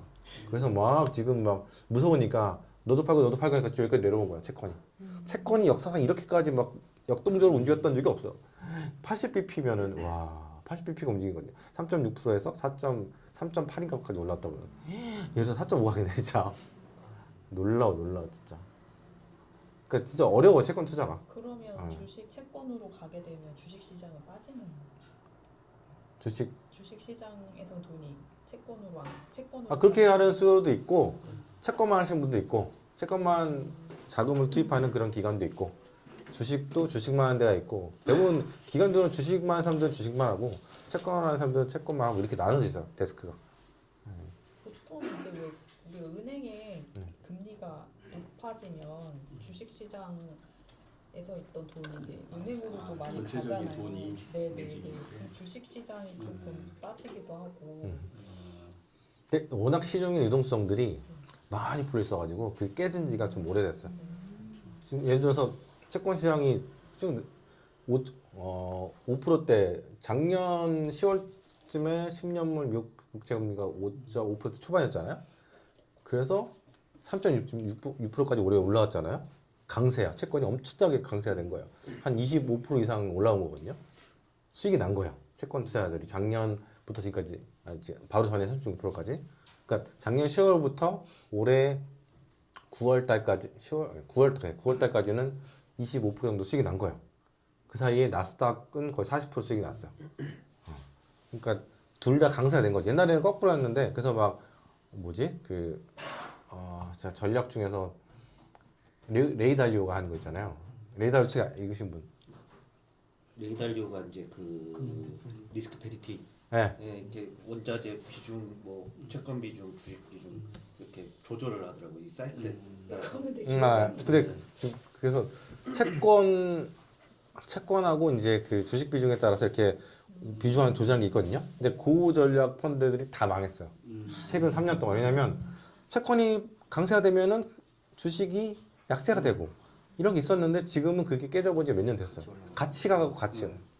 그 레이달리오 운영하는 그 투자 기법을 하는 ETF가 있는데 그렇게 수익률이 망했어. 없이 2020년도 1년에 망했어. 30% 마이너스 났어. 그 지금 말씀하시는 채권이 미국채를 말씀하시는 거죠. 그렇죠. 미국 채권 예, 금액이 맞아요. 변동. 네. 미국채는 계속해서 지금도 계속해서 찍어내고 있잖아요.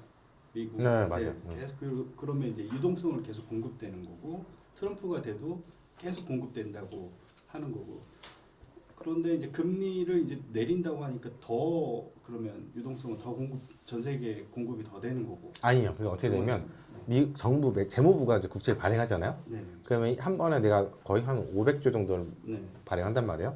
그럼 이거를 한 절반 정도는 해외에서 해외 연기금이라든가 기관들이 이걸 사요. 그러니까 해외 유동성이 미국으로 들어와요.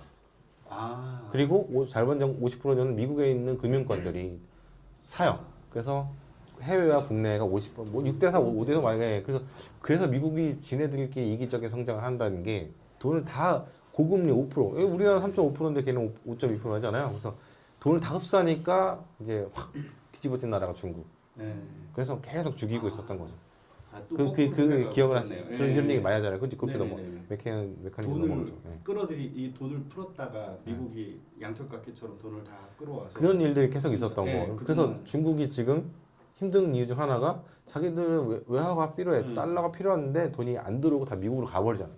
우리나라도 마찬가지잖아요. 해외 외국인들이 우리나라에 뭐 금융이든 뭐 공장이든 뭐 계속 지어야 돼. 그러면 외화가 들어와야 되는데 달러가 들어와야 되는데 그게 안 되고 다 미국 가니까 이게 우리도 마찬가지고 중국도 마찬가지지만 유럽도 마찬가지고 아프리카, 중남미, 동남아가 다 힘든 거예요. 그러니까 미국이라는 전 세계에서 GDP 25% 차지하는 나라가 돈을 다 우걱우걱 먹고 있는 거야, 오랑우탄처럼. 그러니까 이제 이게 돈의 불균형이 생겨서 다 불황이잖아요, 미국 빼고. 미국만 2.8%, 3% 성장하는데 그 큰 긍치가 그 3% 성장하려면 나머지 죽어야 돼.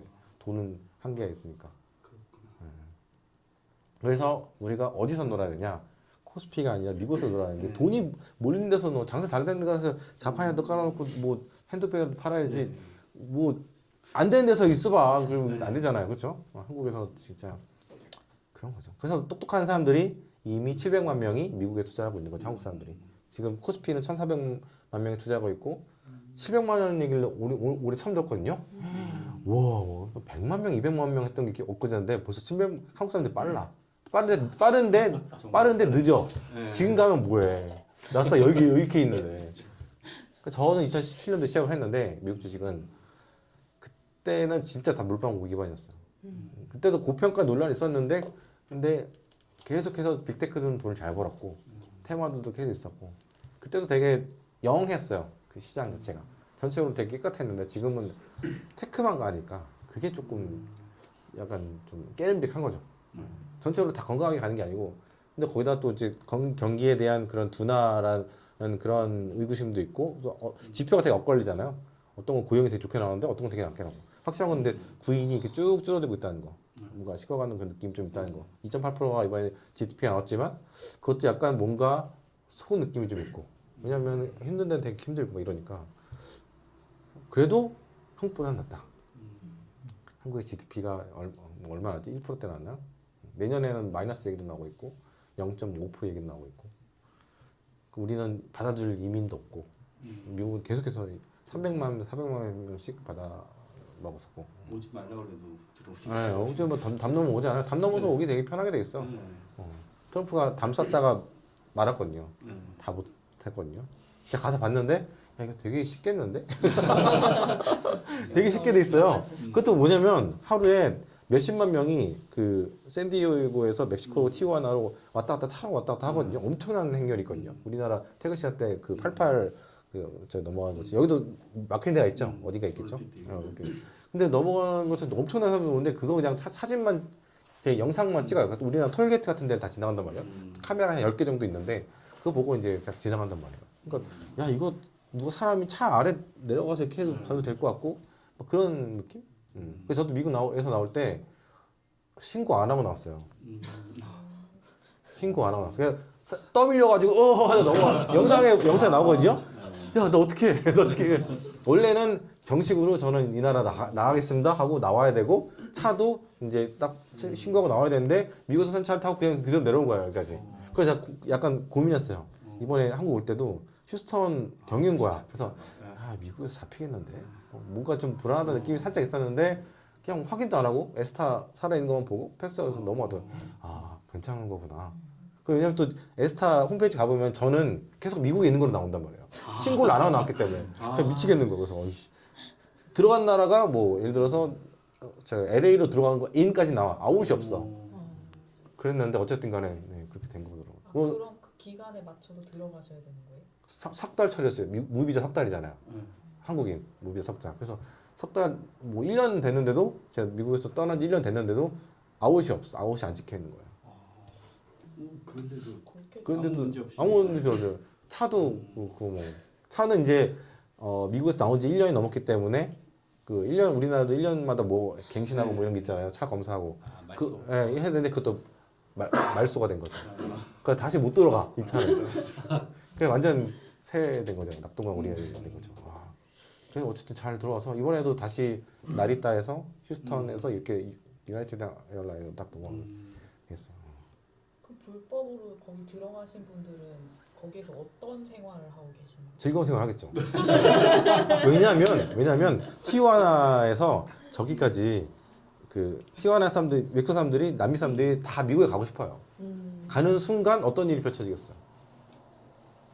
일을 못 할 거 아니에요? 연봉이 일 왜 못해요? 일 할 수 있죠.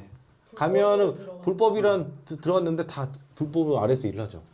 예를 들어서 그 한국인들이 플러싱이라는 데 많이 사는 뉴욕에 거기도 그 맨하튼에 34가에 한국 사람 많은데 거기 일하는 사람들 80%는 다 불법 한국인 체류자예요.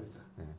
가끔씩 이제 단속 나올 때 있는데 그때 피하면 되는 거고 그리고 그러고 한 뭐 8년 정도 하면 그때마다 한 번씩 사면 너가 여기 있었지만 어쨌든 세금을 내고 뭐 지냈고 해서 사면 해준단 말이에요. 트럼프 같은 사람이 아니면은 다 지금 헤어졌어요. 근데 트럼프는 인근 애들도 추방했어 2018년도에. 그때 미중 무역 했을 때 제가 여기 둔산에 있는 동구 둔산인가? 서구 둔산이냐? 서구 아니고 어디지? 잘 모르겠어요. 하여튼 그 친구도 그 샌디에고에서 10년 있었거든요. 10년 있었는데 그 한국에 잠깐 왔다가 다시 들어갔는데 하니까 못 들어가게 된 거야. 트럼프 때.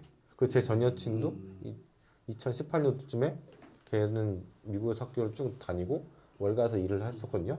갱신을 한단 말이야. 하는데 이제 갱신 안 돼가지고 울면서 한국 온 것 같아요. 유에서 오래 살았는데 그러니까 그때 진짜 수많은 사람들이 다 한국으로 돌아왔어 2018년도에. 그래서 트럼프가 되면은 그런 할 수 없죠. 근데 되게 똑똑한 애들 다 바보 아니죠? 똑똑한 애들까지 다 그냥 유색인이고 국적 다르다고 다 보내버리니까 이번에는 또 그렇게 할까? 저 모르겠어요. 사실 미국은 이민을 계속 받아들여야 되는 입장이거든요. 나라는 크고 일거리 많은데 일할 사람이 없어.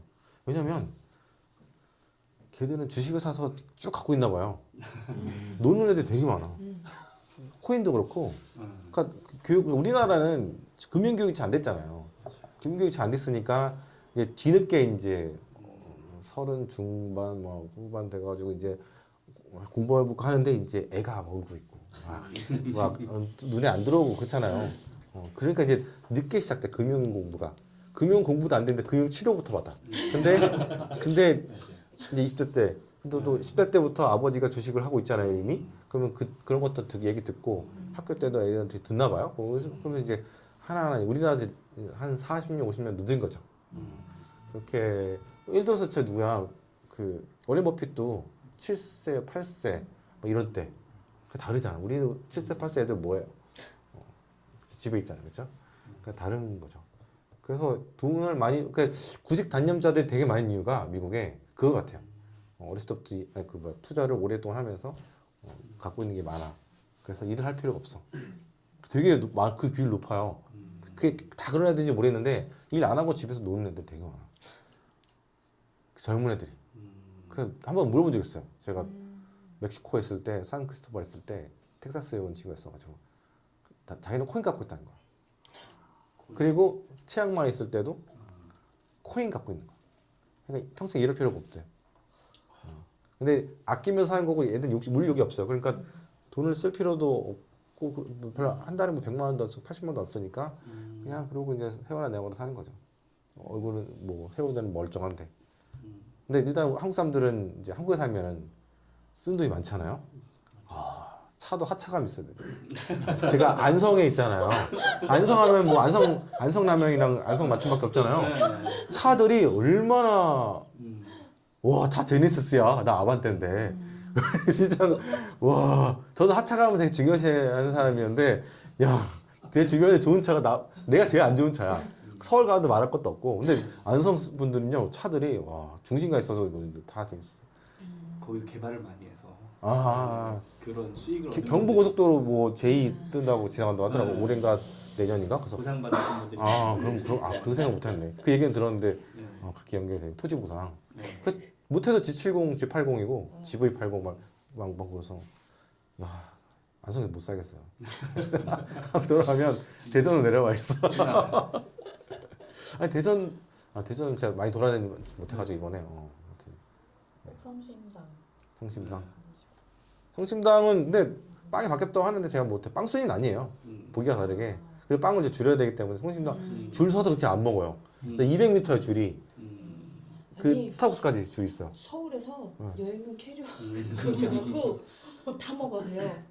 제가 스타벅스에 앉아 있는데 옆에 미씨라고 해야 되나? 한 4명이 빠바박 웃고 있더라고요.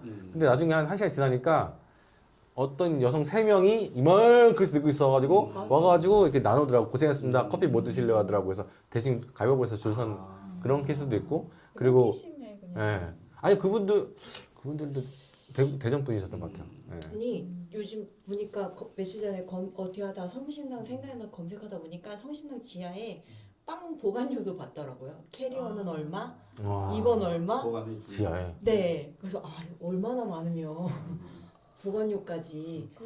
그래서 작년 크리스마스 때 아이들이 이제 워낙 막 얘기하니까 딸기시로 사주려고 그 가서 줄 섰는데 앞에 분도 기차 타고 오신 서울 분이고 저희 뒤에 분도 기차 타고 오신 서울 분이더라.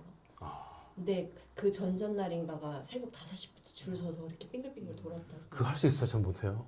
저희 갔을 때는 저희는 그냥 좀 오후에 그 정도는 아니고 한 1시간 정도 줄 서서. 근데 저희도 한 시간 아이가 어리니까. 근데 갖고 오면 딸기 시루 같은 경우는 딸기 양이 진짜 많아. 딸기 시루면 시루떡인데 딸기 있는 거예요? 네, 딸기가 거의 1kg 있어요. 층층이 이렇게 층층이 싸가지고. 1kg 있어요.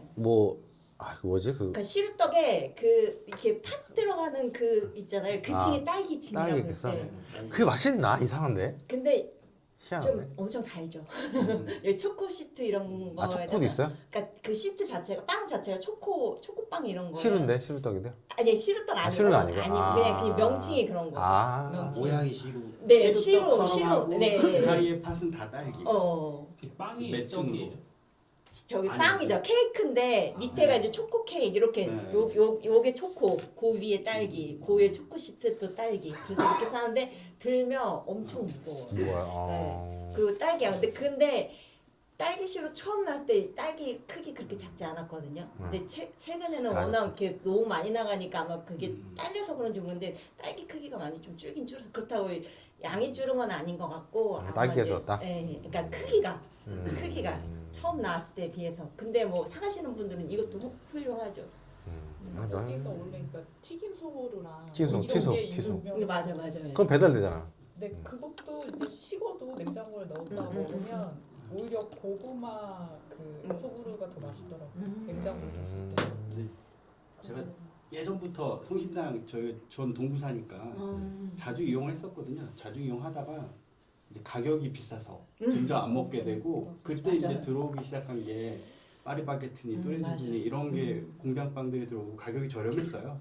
그 통신사 할인 30%. 맞아. 네, 그래서 주로 이용을 했는데 30% 주로? 네, 예전에는 뭐 20% 30% 지금 5%. 네, 거기에 카드 할인까지 겹치면 30%는 기본이어서 맞아. 그 정도를 해야지 제값이다 그런 얘기도 맞아, 했었거든요. 맞아. 이 사람들이 이미 30% 올려서 팔기 때문에. 근데 이제 그러다가 이 빵값이 매년 계속 올라갔잖아요. 그리고 통신사 할인은 점점 줄고, 예, 카드 할인도 점점 줄어들고, 그렇게 하고 빵 크기는 더 작아지고, 그러니까 이제 성심당 가격이 어느 순간 동등해져 버리고, 이제는 보면 파리바게트가 더 비싸졌어요. 성심당이 오히려 저는 제 생각에 빨리보다 올랐죠. 예. 성심당 빵 크기가 크고 크잖아. 일단 맛이 공장빵이 아니라 직접 만드니까 맛이 더 좋거든요. 그러니까 이제 가서 사 먹게. 그냥 안 드셨구나. 요렇게 돼요. 딸기 시루가. 네. 천재 하나 먹을게요. 네. 갑자기 배고파. 딸기 시루가 저는 여기 이제 이렇게. 그 공장빵 먹어볼게요. 직원들 다치게 해서 그 이후로는 이제 파리바게트는 맞아 저희도. 네, 고 계열은 이렇게 돼요. 네, 여기 성심당이- 초코 이게 이 중간에가 테두리 맞는 게 아니라 안에가 다 딸기예요. 저렇게 생겼구나. 네. 멀리서 보기만 했지.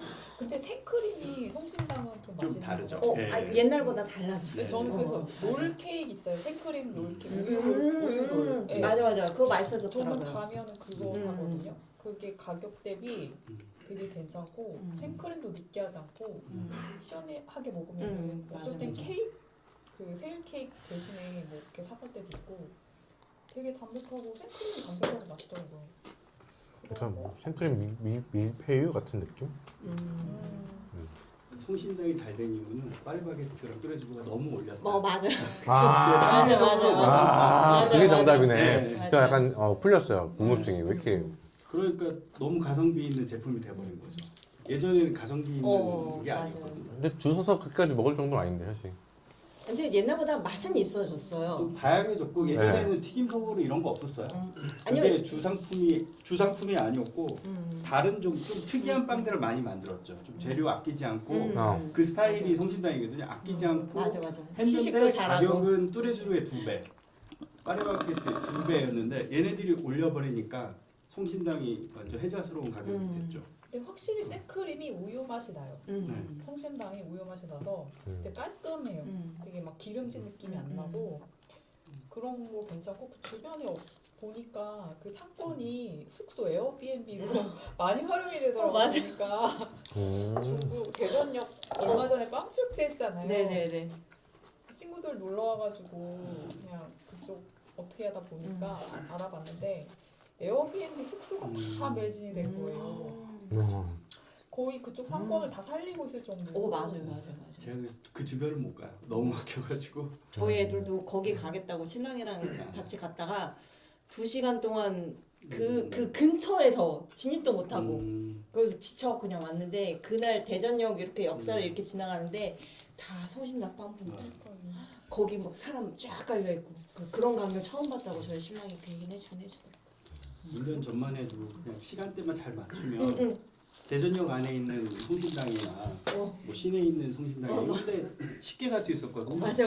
지금은 뭐 이제 접근도 안 돼요. 그래서 아예 한 1년을 못 먹은 것 같아요. 송심당. 대전에 롯데백화점 안에 1층에 부티크가 성심당 부티크가 있잖아요. 거의 매출이 거기서 많이 맞아. 그렇다고 하더라고요. 무슨 백화점이요? 롯데백화점. 아, 대전 롯데. 네. 1층에 부티크. KTX는요? 거기는 대전역. 거기는 케이크 안 팔아요. 아, 거긴 케이크 거기는 없어요. 거의 소보루. 네, 튀김 소보루가 네. 주예요. 네. 근데 거의 아침 기차 한 7시 반 요때 할 때 그때 막 소보루 나오는데 그때 사면 튀김 소보루 되게 맛있어요. 맛있죠. 네. 그래서 서울 갈 일 있을 때 거기서 이제 이렇게 사서 가지고 가면 너무들 좋아하시더라고요. 대전 기념품 됐죠. 네. 대전에 갔다. 뭔가 이렇게 드리면 이렇게 사기도 귀한 걸 약간 분위기가 이렇게 변했더라고요. 그래서 임대료를 6억을 달라고 했구나. 그게 계속 나왔어요. 근데 왜 성심당한테 이렇게 장사되니까.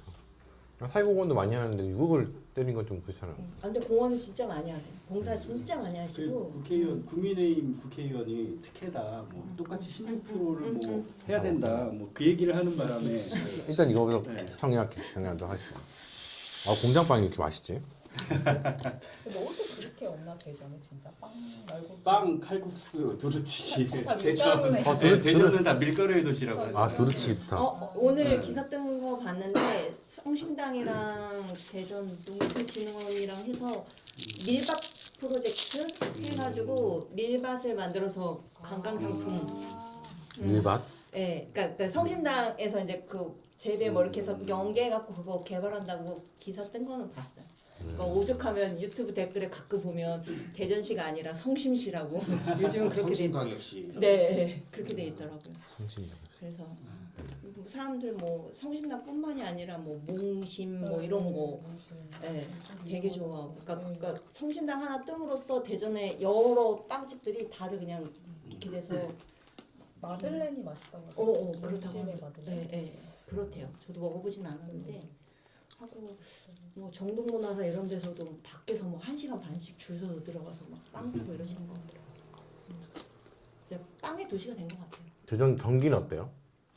경기는 좋다는 얘기는 못 들어본 것 같아요. 대전은 좀 경기를 안 타는 안 타요? 예전부터 IMF 때도 맞아. 네, 그렇고. 크게 뭐 무너지고. 여기가 좀 공무원들이 많이 사는 도시라 어, 그 경기를 그 연구소 직원이나 뭐 공무원들이나 뭐 이런 분들 대덕구 쪽. 대다수가 예. 네, 이 대전 전체 분위기가 그런 것 같아요. 크게 제조업이 발달한 것도 없고 어. 서비스업하고 이제 공무원들이 많기 때문에 경기를 거의 안 타는 도시가 대전이거든요. 어. 근데 재래시장은 근데 많이 네. 어디나 아, 마찬가지지만 아. 장사는 안 된다고는 상가들이 하시더라고요. 많이 닫았고 이제 그런 대전도 영향을 받는 것 같아요. 워낙 안 좋으니까 작년부터 저희 집 같은 경우도 이제 안 사 먹게 되고 네, 조금 소비가 줄어들게 되고 그러니까 이게 그런 것 같아요. 아파트 가격이 오르면 아니면 유지되거나 이러면 내가 그 원리금을 갖고 있는 동안에도 이 돈이 그 이자가 아니라 내가 돈을 모으고 있다는 생각을 하게 되면 소비가 되는데 내가 냈는데 이게 다 월세네? 이렇게 생각이 드니까 아 이제 씀씀이를 좀 줄이는 것 같아요. 그리고 이자가 올라가니까 다음번에 혹시 갱신할 때 더 내야 될 수도 있으니 원금을 더 만들어서 이제 갚아 나가야지 되니까 그래서 대전이 많이 내려갔거든요. 뭐가 많이 나가요? 집 값이 집 가격이요? 집 가격이 영향 받았네. 30% 이상 맞아요. 서울하고 많이 내렸어요. 서울하고 네. 비슷하네요. 네 많이 내려갔고 앞으로도 대전은 그러니까 굉장히 많이 최근에 많이 졌고 입주하는 세대도 많아가지고 굉장히 어두운 건물도 많이 샀죠. 네. 동구청인가? 아 동구청이요. 와, 그거 뭐 지금 이야. 시장이 그렇게 하고 동구 망해놓고 지금 또 시장이 아니 동구청 왜 이렇게 동구 크죠? 동구청장이었어요. 지금 월급 시장. 못 아, 시장은? 줬잖아요. 그때 네. 당시. 그때 그거 짓고 그만두고 동구도 망했었죠 그때. 근데 시장은 올라갔네요 그래도. 네. 성공했네요. 국회의원 하고 하다가 와, 인생 그렇게 살아야 되는데. 망간 틀어놓고 나중에 올라가고. 그렇죠. 네. 이거는 이제 안 보시겠죠 그쪽에서. 거기 아니 제가 지난주에 뭐 아니 저는 뭐 대성도 까는데 그 뭐야 지난주에 제가 스타트업을 갔는데 네. 두세 달 사이에 경기가 확 떨어졌다. 서울 쪽은 그런 게 있나 봐. 부시대. 근데 그 사이에 삼성 얘기도 되게 많이 나왔고 그리고 스타트업도 막 망한다는 얘기야. 클래스 101 아시죠? 거기도 얘기 뭐 마켓컬리도 얘기 나오고 있고 네. 뭐 도망갔다. 마켓컬리 사장이 도망갔다. 미국 도망갔다. 네, 그런 얘기 듣고 보니까 되게 몇 달 사이에 뭐가 확 팀은 팀은 그건 오래됐고 예. 네. 그 이후로 이제 소라 못 아, 믿는 연- 거죠. 이거 현금 아니면 아마 장난 안 하실 것 같아요.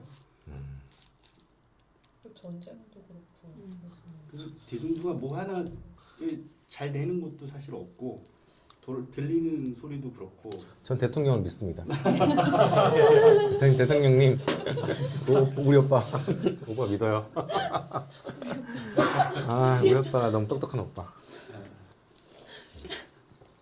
방금 질문 하나 네, 있는데 네. 시간 없으니까 많이 주세요. 빨리빨리 주세요. 그 며칠 전에 이제 BOJ 거기서 다시 이제 점진적으로 인상하겠다 그렇게 발표했잖아요. 그러면은 이게 우리가 몇 개월 전에 완전히 엔캐리 때문에 완전 뒤집어졌잖아요. 그러면 얘네가 다시 그때 이제 그 뒤집어진 거 보고 안 하겠다라고 했는데 다시 또 이제 한다고 했지 않습니까? 그러면은 얘네는 다시 올린다고 하고 그러니까 저번 상황하고 다시 반복이 되는 것 같아요. 얘는 올린다고 했고 지금 미국 금리는 다시 이제 이번에 동결하든지 아니면 점진적으로 이제 0.25씩 뭐 내리든지 아무튼 내려가면 추세고. 네. 그러면은 저번에 엔캐리 자금이 얼마인지 모르겠지만 전부 다 상환하지 않았을 것 같은데. 아, 오케이. 네, 그거 바로 답변 드릴게요. 네네. 다 보시면 이게 한 달 차트거든요. 한 달 차트. 한 달 차트인데 그런 얘기를 하든 말든 네. 시장은 영향이 없어요. 안 믿는 거죠. 다시 그냥 N이 약세가 된 거거든요 지금. 그리고 그 이번에 그 8월 달에 한번 N 캐리 때문에 그 헤지 펀드들이 되게 터졌거든요. 특히 이제 두 개 큰 펀드들을 헤지 펀드들 홍콩에 있는 게 파산했었거든요. 근데 그런 일이 터지면 증권사나 자산운용사에서 어떤 일을 하냐? 리스크 관리 부서에서 다 전수조사 들어가요. 우리 포지션 한번 체크하고 회의 막 하고 TF 되고 뭐 엄청나게 막 한단 말이에요. 또 사상도 우리 회사 망할 수도 있잖아요. 잘못하면 다 체크한단 말이에요. 전수조사 들어간단 말이에요. 그래서 제가 볼 때는 거의 이 사건 이후부터 다 해지를 하든 엔화가 다시 강세를 될 것에 대해서 해지를 하든 아니면 포지션을 다 털어버리든 이미 전 했다고 봐요. 어떤 바보도 그 상태에서 위험한 상태에서 지금까지 있지는 않거든요. 그리고 금리를 뭐 올린다고 얘기를 하잖아요. 왜 일본이 금리를 올린다고 하냐면 물가 때문에 그래요. 근데 일본의 물가가 막 올라가고 있지는 않아. 옛날보다 조금 올랐는데 이게 막 지금 막 미국처럼 막 위험해 막 그런 것도 아니고 아직까지 일본은 물가가 그렇게 막 미친 듯이 막 올라가고 막 그런 나라 아니거든요. 그래서 올려야 될 당위성은 별로 없어. 제가 볼 때는. 그리고 올려도 그 속도라든가 폭이 되게 얇을 거란 말이에요. 시장의 충격 정도까지 아니란 말이에요. 그리고 이시바가 이번 이제 잘리겠죠? 잘리면 이제 또 아베노믹스를 또 추종한 사람이 다음에 되겠죠. 그러면 이제 그렇게 세게 또 못 올리겠죠. 이시바가 나는 올리겠다라고 저기 의원 때부터 올려야 된다고 했던 사람인데 올라왔는데 보니까 이게 아니네 하고 있던 사이에 이번에 참여연 선거였나? 그거 날라갔잖아요. 졌잖아요. 패배했잖아요. 그러면 이제 그러니까 얘는 끝났어요. 그냥 식물인간이 지금. 이번에 최저임금을 40% 올리겠다 그 뉴스가 나왔었던데 그렇게 하면 이제 물가 올라간다. 올라가는 상황이 발생. 그게 한 번에 40%를 못 올리겠죠? 아 순차적으로. 그렇죠. 그 일본이라는 나라가 보수적인데 갑자기 1,000엔 받다가 1,400엔, 10,000원 받다가 10,000원 못 하잖아. 그게 한 2년 걸리지 않겠어요? 누구나 꿈은 있는데. 거기도 고령화가 심해서 네. 연금으로 생활하는 사람들이 많으니까 금리가 너무 올라가면 그분들한테 또 그분들 좋죠. 네. 더 좋은 금리가 올라가니까. 그분들 너무 그동안 너무 힘들었어요. 노인들이 금리가 낮아가지고 힘들었는데 그거 올라가면 이제 표를 더 얻겠죠. 노인들이 많은 나라인데 초고령 사회잖아요. 정치인들이 표가 많은 세대를 위하는 정책들을 한다고 하더라고요. 그런데 그 베이비 부머들에 따라서 그 시대에 따라서 정책들이 계속 들어갔었어요. 50대 이상, 네. 20대들을 위한 정책은 없죠. 그렇다고 네. 하더라고요. 표가 있는 쪽으로 정치인들에서 그리고 지금 또 2차 베이비 부머 세대들이 이제 은퇴할 10년 후를 또 생각해서 이제 여러 가지 정책들을 그들한테 유리한 정책을 네, 그렇게 한 거죠. 그렇게 한다고. 그렇게 하고 있죠. 그래서 일본은 너무 겁을 먹을 필요도 없고 뭐 바랄 것도 없는 나라인 것 같아요. 뭐 반도체 한다고 하는데 안 되잖아요, 그렇죠? 일본 그냥 옆에 있구나. 그렇게만 생각하시면 돼요. 여행 가시고 비행기표 보시죠. 와, 8만 원짜리, 6만 6천 원짜리 봤어요. 저는. 그래서 야, 얼마나 진짜 이거에 사활을 걸고 있구나. 일본이 관광에 오늘 살려고 발버둥 치는 거예요. 관광이라도 해가지고 이게 진짜 관광이라는 게 엄청난 거거든요. 경기 부양에 있어서. 왜냐면 나라에서 돈을 풀면 이게 한번 금융기관을 거치기 때문에 이게 한번 못 넘어갈 수도 있고 잘 안 풀린단 말이에요. 근데 관광을 하게 되면은 외국인이 와가지고 현금을 뚝 주고 가요. 다이렉트로 바로 꽂힌단 말이에요. 이게 엄청난 경기 부양 효과가 있고, 그리고 이제 이게 또 아래쪽으로 쫙 퍼지는 거기 때문에 진짜 시차가 없이 바로바로 꽂혀서 바로바로 쓸 수 있는, 고용도 같이 늘어날 수 있는. 관광이 고용이 많이 되잖아요. 첨단과학, 뭐 디램 뭐 이런 거는 고용이 별로 없잖아요. 기계가 다 하니까. 근데 관광은 고용 효과가 있어서 왜 지금 오늘 저게 나왔을까? 중국이 무비자. 저는 지금까지 중국을 처음 갔던 게 2002년인가 3년인데 아니 2000년도구나. 그 뒤부터 처음 봤거든요. 중국이 뭐 내년 12월 30일까지인가? 야, 중국 급하구나 지금.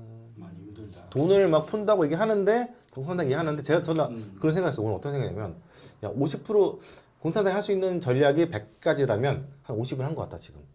근데 주식 시장이 못 올라와. 여기서 못 올라오잖아요 지금. 나머지 50을 해도 얘가 이렇게 올라갈지 잘 모르겠어요. 그리고 얘네도 막 마음껏 다 풀 수 없어요. 아무리 뭐 일본이나 미국 정부보다 경기를 부양할 수 있는 여력이 있어요. 왜냐면 적자가 별로 없기 때문에 공산당 중국 정부는. 근데 그렇다고 해서 얘네들 막 돈을 풀 수도 없는 게 물가가 올라가면 안 돼요. 근데 얼마 전 어젠가 미국 그 기사에도 미국도 여행 이제 늘리게끔 다 전쟁이죠 뭐. 음. 네. 그럼 에스타를 없애버려야 되는데. 근데 실제 물가가 미국이 저렴한 게 아니잖아요. 그래서 거기 가서 여행 가는 것도 부담스럽고. 아 근데 돈 있는 사람들 가져와 또 없으면 되게 또 환승을 해서 웬만한 사람들이 환승 안 하거든요 미국을. 그냥 에스타가 있어야 되니까 그것도 기다려야 되고 한 25,000원 내고. 근데 이제 까다롭단 말이에요. 또 가면은 신발도 벗고 뭐 다 하고 막 그런단 말이에요. 저 이번에 다 얘기했잖아요. 그래서 야 진짜 미국은 진짜 환승하고 싶지 않은데 그거밖에 없어. 남미는 그러니까 어쩔 수 없긴 하지만 어쨌든 그런 게 없어지고 막 열리면 여행 가겠죠 많이들. 물가가 진짜 비싸잖아요. 물가가 비싸죠. 그리고 해 먹으면 괜찮아요. 해 먹으면 마트는 우리보다 싸니까. 여행하면서도 마트 가서 뭐 항상 이제 조리해서 먹고 다니고. 저 따로 여쭤보고 싶었는데 혹시 나스닥이나 뉴욕 증권거래소나 그런 주식을 들어가실 때 비중 어떻게 하시는지? 그럼 그때 종목에 따라 다르고 자산 배분 전략이 제일 중요하다고 펀드 매니저들이 얘기하잖아요. 현금과 주식과의 배분 전략이 중요한데 그건 그때 상황이랑 다르죠. 저 전략은 저는 제가 하는 주식하는 스타일은 트레이딩을 하는 스타일이고 그게 아니라 다 모아서 죽을 때까지 가겠다고 하는 사람들은 죽을 때까지 가는데 그 전에 빠지면은 빠졌을 때 팔아요. 대부분 사람들은 죽을 때까지 갖고 간 게 아니고 나 죽을 것 같아 할 때 다 판단 말이에요. 그러니까 그 전략은 진짜 힘든 전략이에요. 100% 다 주식 갖고 가고 있는데 갑자기 시장이 30%가 폭락을 했어. 20% 폭락했어. 올해 8월달 15% 폭락했잖아요. 근데 엔비디아만 봐도 그때 130 몇 불, 40불 가다가 86불까지 떨어졌잖아요. 그러면 거의 40% 이상 빠진 거거든요. 못 버티고 손절하는 말이야. 그때 매물이 많이 나왔던 건 개인들이 막 못 버텨서 판 거거든요. 그러니까 멘탈이 강해. 그거 진짜 100% 다 주식 갖고 가는 거는 진짜 힘든 거야. 물론 이제 현금 갖고 있으면서 날아가는 장을 보는 것도 굉장한 뽀모와 멘탈이 있긴 하겠지만 두 개 어쨌든 간에 둘 다 멘탈이 없으면 안 돼요. 그리고 그 주식시장 쭉 올라가잖아요. 아까도 얘기했지만 100% 갖고 가고 있을 때 언제 빠질지 몰라. 근데 그 불안하잖아요. 어쨌든 나는 죽을 때까지 갖고 갈 거야.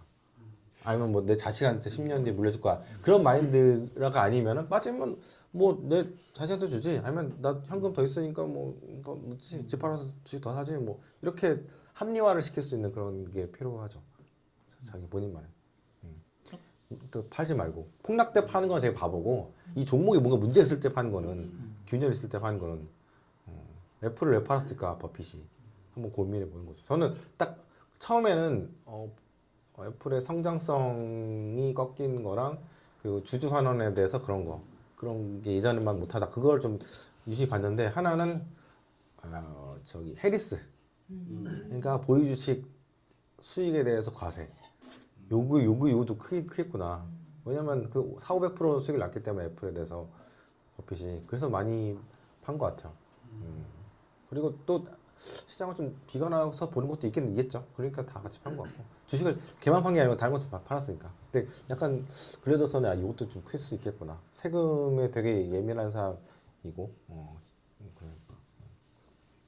네. 저 또 여쭤보고 싶은 게 있는데 저는 삼성전자에 투자는 하지 않지만 그 삼성전자 때문에 우리나라가 먹고 사는 걸 맞아요. 인정하거든요. 네. 그래서 지금 경기가 두세 달 사이에 안 좋은 게 삼성이 돈을 안 풀어서 투자를 안 해서 투자 연기해서 평택 가보시면 삼성전자 있잖아요. 장난 아니에요. 제가 며칠 전에 갔다 왔거든요. 와 거기 신도시가 몇 개 생겼는데 다 폭락해가지고 사람들이 다 고점 우리가 꼬투리 잡았구나. 너무 공급도 엄청나게 많이 들어갔는데 아무튼 그런 상황이다 보니까 삼성이 이렇게 되면은 모든 경기에 다 영향을 주는 게 우리나라.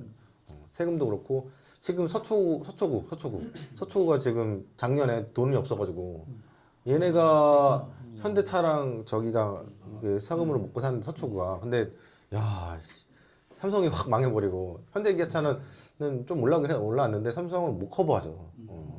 그러니까 5, 60조씩 막 1년에 수익을 내고 막 그러던 몇 조 단위로 세금을 내던 기업이 갑자기 세금을 확 줄이니까 서초구도 휘청.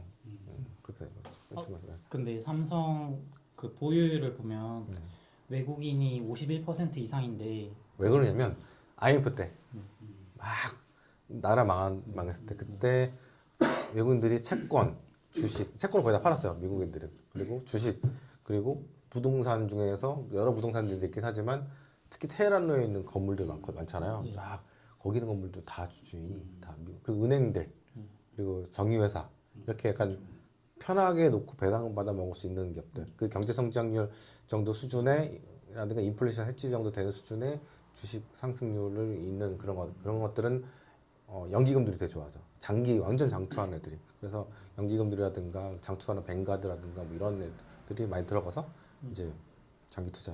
그래서 엄청나게 따먹은 거죠. 외인이 51% 이상인 기업들은 어떻게 보면 주주 의결권 이런 거 따지면 우리나라 기업이라고 볼 수 없는 거 아닌가요? 아니요, 그렇진 않아요. 그러니까 걔도 왔다 갔다 들락날락 하는 애들이고 51% 하더라도 외국인 딱 하나가 아니잖아요. 여러 이해관계가 있기 때문에 얘네가 뭐 단합해서 뭐 하지 않는 이상 뭐 본사를 뉴욕으로 옮기겠다 뭐 그렇게 하지 않는 이상 일단 지켜보는 애들. 약간 패시브가 있고 액티브가 있잖아요. 펀드들.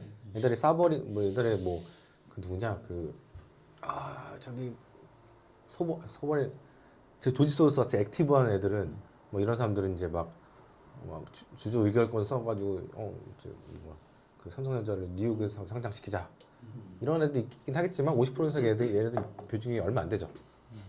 나머지는 패시브한 뭐 노르웨이라든가 뭐 싱가포르 투자청 테마섹이라든가 이런 애들이 갖고 있기 때문에 그렇게 주주 의결권을 막 세게 쓰지는 않아요. 그래서 외국인 51%라고 외국인이라고 할 수 없고 은행 같은 60%가 저거거든요. 지분의 외국인들 지분이거든요. 그렇다고 해서 근데 법을 한국 법을 저축이 되잖아요. 본사가 있기 때문에. 그래서 그것만 보고 어떻게 할 수 있는 거죠. 그리고 실질적으로 금융이라든가 뭐 이런 쪽에서 굉장히 세게 규제하고 있기 때문에 지분이 높다고 해서 우리나라는 그렇진 않아요. 그 지분이 높다고 해서 주인이 너야 이렇게 하진 않아요. 그런 거죠. 질문을 빨리 주세요. 시간 없어가지고 20분 남았어요. 20분. 지금 그 미국 경제가 좀 트럼프 선반영을 지금 했다고 방장님들이 그렇게 이제 많은 부분 했죠. 거의 이제 며칠 안 남았지 이제. 그러면 이제 뭐 트럼프가 만약에 됐다면 선반영을 해서 가령 이제 내년 이제 상반기까지는 그래도 이제 좀 정책 방향이라든지 이런 게 있겠고 지금 상업용 부동산 대출도 지금 내년 하반기에 뭐 거의 뭐 2천조 뭐 이렇게 뭐 있다고 하는데 지금 방장님 의견은 내년에는 터질 것 같습니까? 진짜 이게 정치적인 게 이렇게 끼일 줄 몰랐거든요, 저도. 근데 지금 점점 상황은 안 좋아지고 있거든요. 공실은 더 늘어나고 있고 그 건물 가격은 계속해서 빠지고 있고 일단은 그 갖고 있는 사람들은 굉장히 손해를 보고 있는 상황이거든요. 이게 연장할수록 폭탄 돌리기라고 저는 생각이 들거든요.